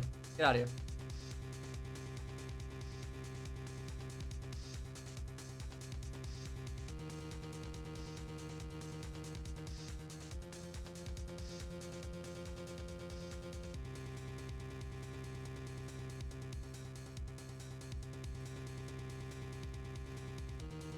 Actually, no.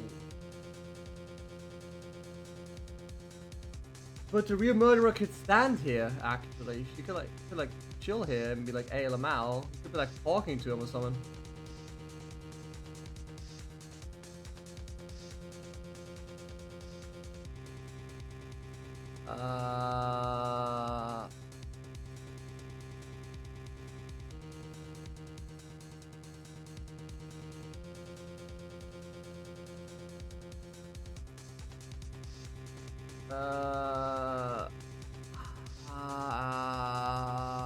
Why don't I just point at the door? Let me just take a shot in the dark. Somewhere around here, I think. I see something yawn. Okay, cool.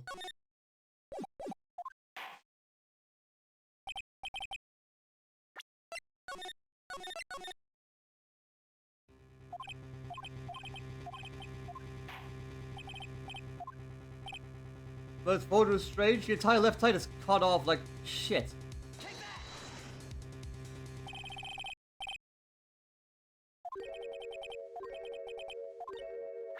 Never mind.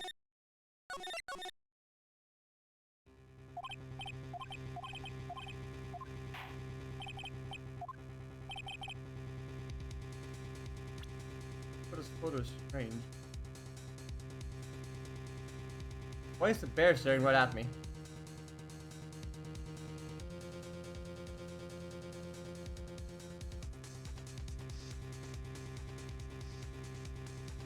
What angle is this shot from?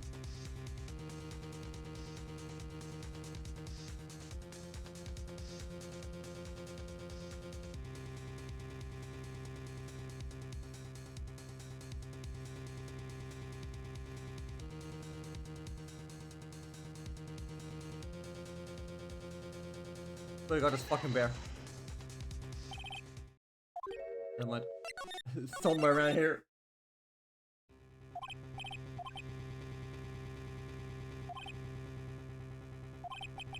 Oh, the focus. Why can't you take a good shot, especially when it counts?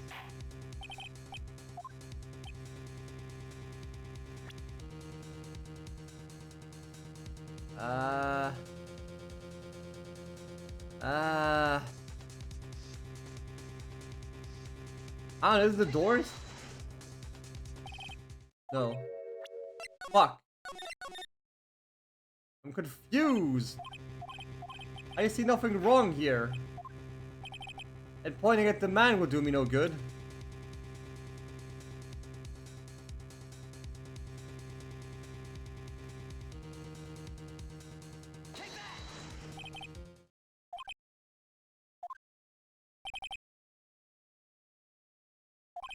The floor? Why the floor though?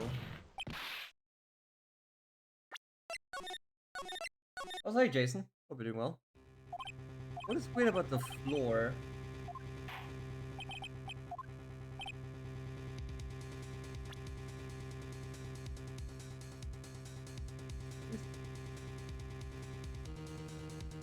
Could be nothing weird about the floor. The perspective's all fucked, but like, I don't know why. No. But I already pointed out the perspective of the huge ass like black bar on the side. This is actually just the flowers that are like, fuck. Maybe it's a tiny bear over here. Fuck this bear. Nope. I'm just taking shots.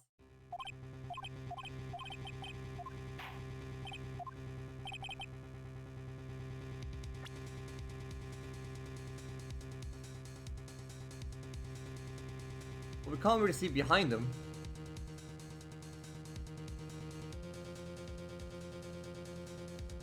Like, they have to be in the flow to get.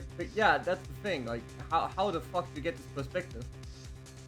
How the fuck do you get this perspective? It's genuine dark water. Like, we can't see behind them as well.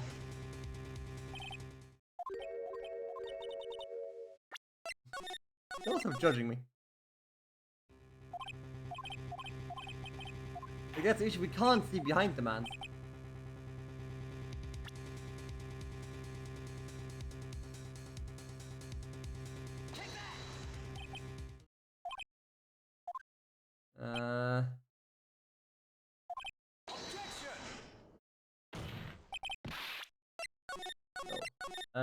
Shit.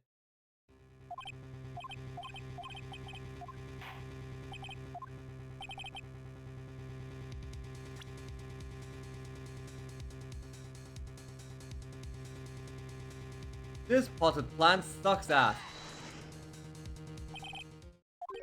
Never mind. Okay, we'll have a shot. Ah.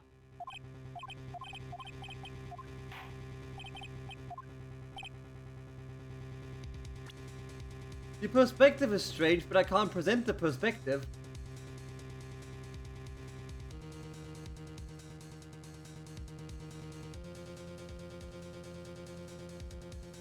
I don't get it.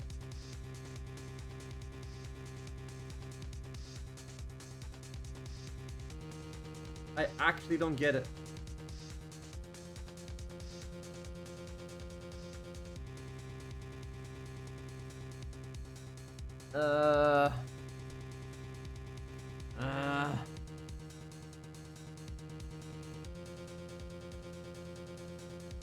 Nah. What if I just point outside of the picture?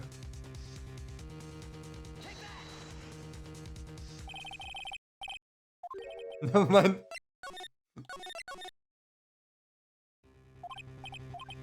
Ah.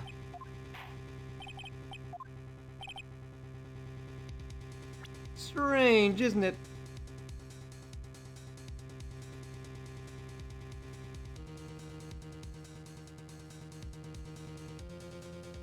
Ah, that he wasn't looking at us? Maybe that's the issue?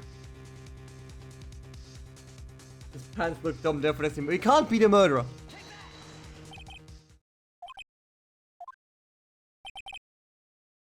No.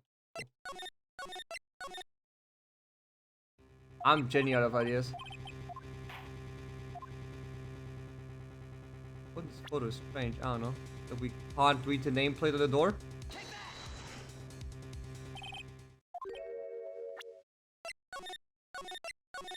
Fuck!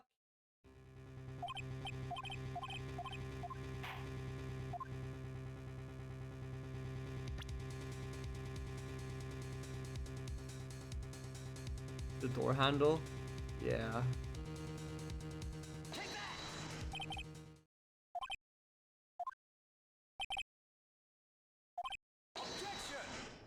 No.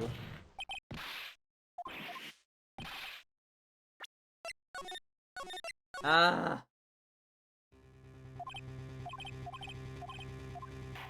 The door handle could be an idea, actually.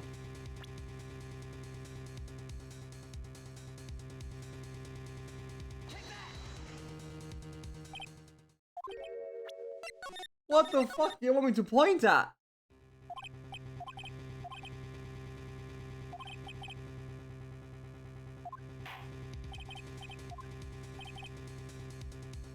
What is photo strange? Fuck if I know.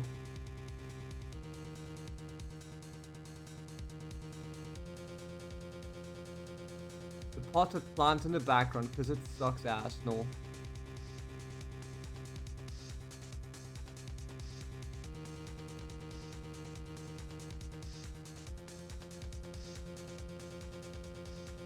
Wait, what the fuck is this door frame?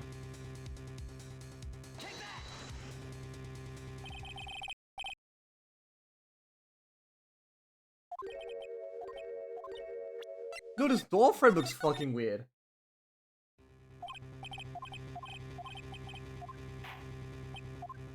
Even my eyes are just stupid. But this looks weird as fuck.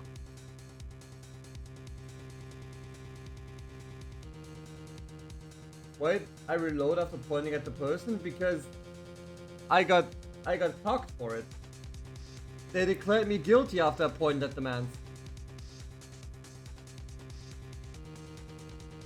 Also, hello, Oscar, dude. Hope you're doing well. Something about, like, this door frame bothers me a lot. It looks weird. Or not, never mind. Look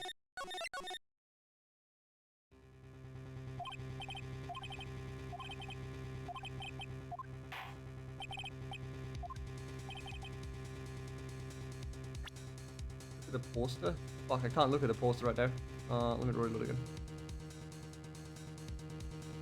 Supposed to be a name. The name tag's supposed to be here, but that's not relevant. What's wrong with the...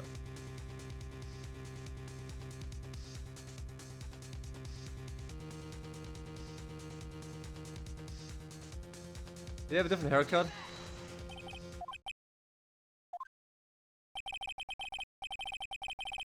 Yeah, shut up.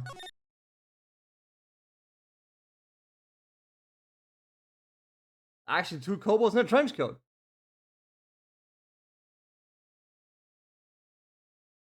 The legs are too short.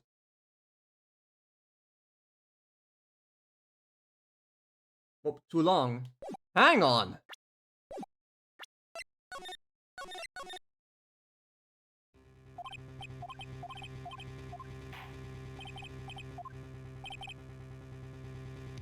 Yeah, it's a fucking leg length.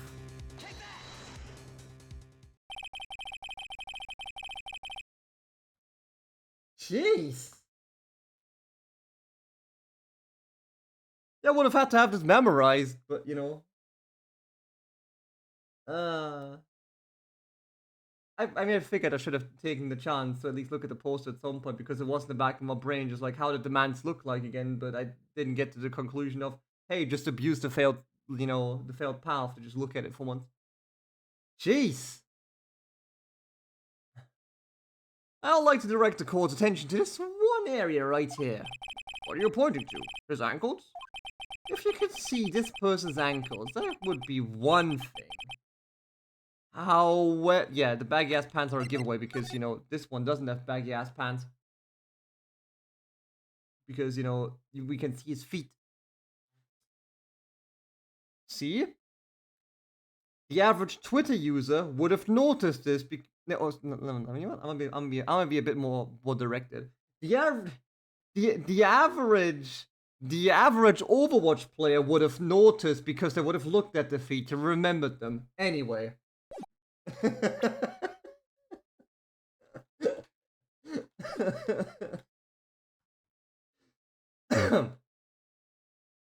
He is an imposter indeed. Once again, giving Twitter users too much credit. Yeah, but I wanted to make it a bit more targeted. Once again, old bag mistakes people in suits. Boy howdy. It's the Steel Samurai all over again.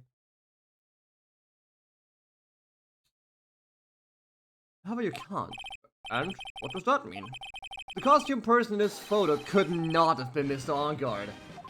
What is the meaning of this? I wonder if you could care to elaborate with actual facts, that is. Let's take a look at the Nickel Samurai's poster. Look at this photograph. Makes me laugh. Please pay particular attention to the area around the bottom of Dark Armor. His socks. You can see his socks. Exactly. However, in this photo, Nickel Samurai is clearly holding his Hakama up just to walk.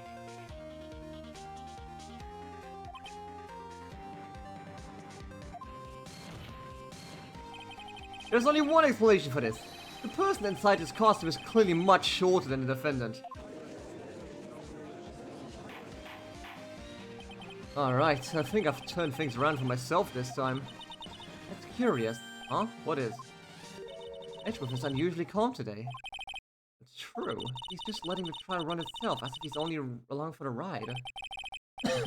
Along for the ride? What do you mean by that? I can only guess that perhaps he doesn't feel under attack at all.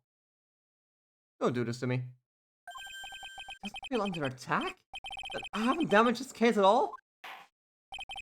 Mr. Edgeworth, where does this leave us? The person in this photo is not mad on guard. Shut up, he's having fun. And everything the prosecution has tried to prove has become meaningless. I figured it would come to this. What? Right, I have something I want to ask you. I think you have proven that the person inside his costume is not mad on guard. In that case, who is this a photo of? Who's the person wearing the Nickel Samurai costume? Don't stress out over this, Phoenix. It's very simple. Is it? What you should be focused on is Edgeworth's attitude, don't you think? Yeah, why is he so calm? Mr. Wright, let's hear your thought. Who is the person in this photograph? Look at his photograph. Makes me laugh. I think I have to slam her. No, it's actually Franziska in a suit. She killed the man. Can't really be her, he's dead. She has no reason to be here at the time. It was Edgeworth cosplaying. Adrian Andrews. If you want to know who that Nickel Samurai is, it is none other than this woman. And why would you say it must be Miss Andrews? What in the world points you to her? For starters, she's short. And she can freely move in and out of Mr. Engard's room. Finally, she had dinner with Mr. Engard that night. How does all this add up? It means that it makes it very easy for her to get a certain item. A certain knife with Engard's fingerprints all over it. Edgeworth is a big Steel Samurai fan. The knife that was used as a murder weapon. Why don't you just say that it is what you want? What is it you want, right? I have to do this now. This is my last chance to turn things around. Is it though? The defense moves to indict Miss Adrian Andrews in the murder of Juan Carida. It was Miss Andrews who tried to frame the defendant for the crime. Uh-oh. Order, order, order! It looks like this trial has hit the most unexpected development. Mr. Edgeworth? Yes, Your Honor. This court is issuing a subpoena. Subpoena? Sopranos? What are Sopranos doing here?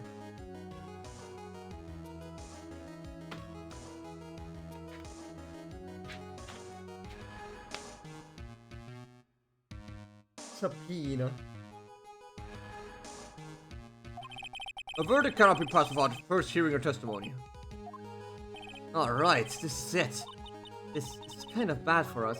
Huh? What do you mean? If Adrian Andrews is summoned to court as a witness, it means that the trial will go on for another day. Fuck! Maya's fuck! She's dead. One more day. Fuck! If I don't get a verdict today, then Noted, we shall set Miss Andrews' testimony for tomorrow. What am I supposed to do? We're just about to join the court. Well, guess I'd have to cut my own words short here. Noted. Please, Your Honor, continue the trial. You must pass the verdict today. I can't do that. Pulls out a gun, you better fucking do a verdict tonight. We can't hear Miss Andrews' testimony if she's not...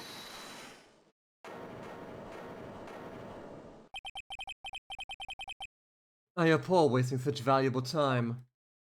Edgeworth? Your Honor, I request that you please continue with the day's trial. Hold the entire courtroom hostage? Hell yeah, baby! But, We cannot continue due to this unexpected development. So, unexpected development. I think you underestimate me, Your Honor. And what do you mean by that? That Mr. Phoenix Wright would slave his way to supponing Miss Adrian Andrews is all happening according to plan, even if Wright was a bit slow to catch on. What? Sopranos. What is the meaning of your statement, Mr. Edgeworth? Miss Adrian Andrews is currently waiting in the prosecution's lobby. She is the next witness. Everything. Everything was planned out in advance by this man? Somehow I knew there was no way Edgeworth would overlook Miss Andrews. Looks like this battle is far from over. Far from over? It's 11 p.m. Very well. We will call the next witness. However, before we proceed, we shall take a 10-minute recess. Please prepare your witness in that time, Mr. Edgeworth. The court will now take a 10-minute recess. Ah, shit. Oh, it's a chapter end. Okay. It's a chapter end, so I can weasel myself out of this. I can weasel myself out of this, because otherwise this would be like... probably like another 4 hours. I can weasel myself out of the cliffhanger. Dude.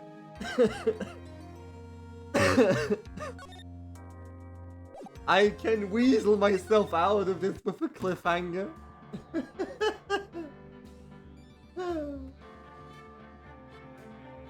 Alright.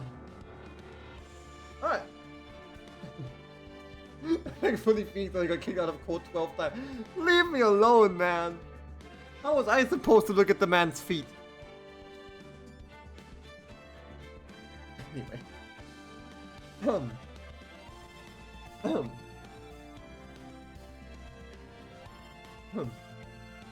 Anyway.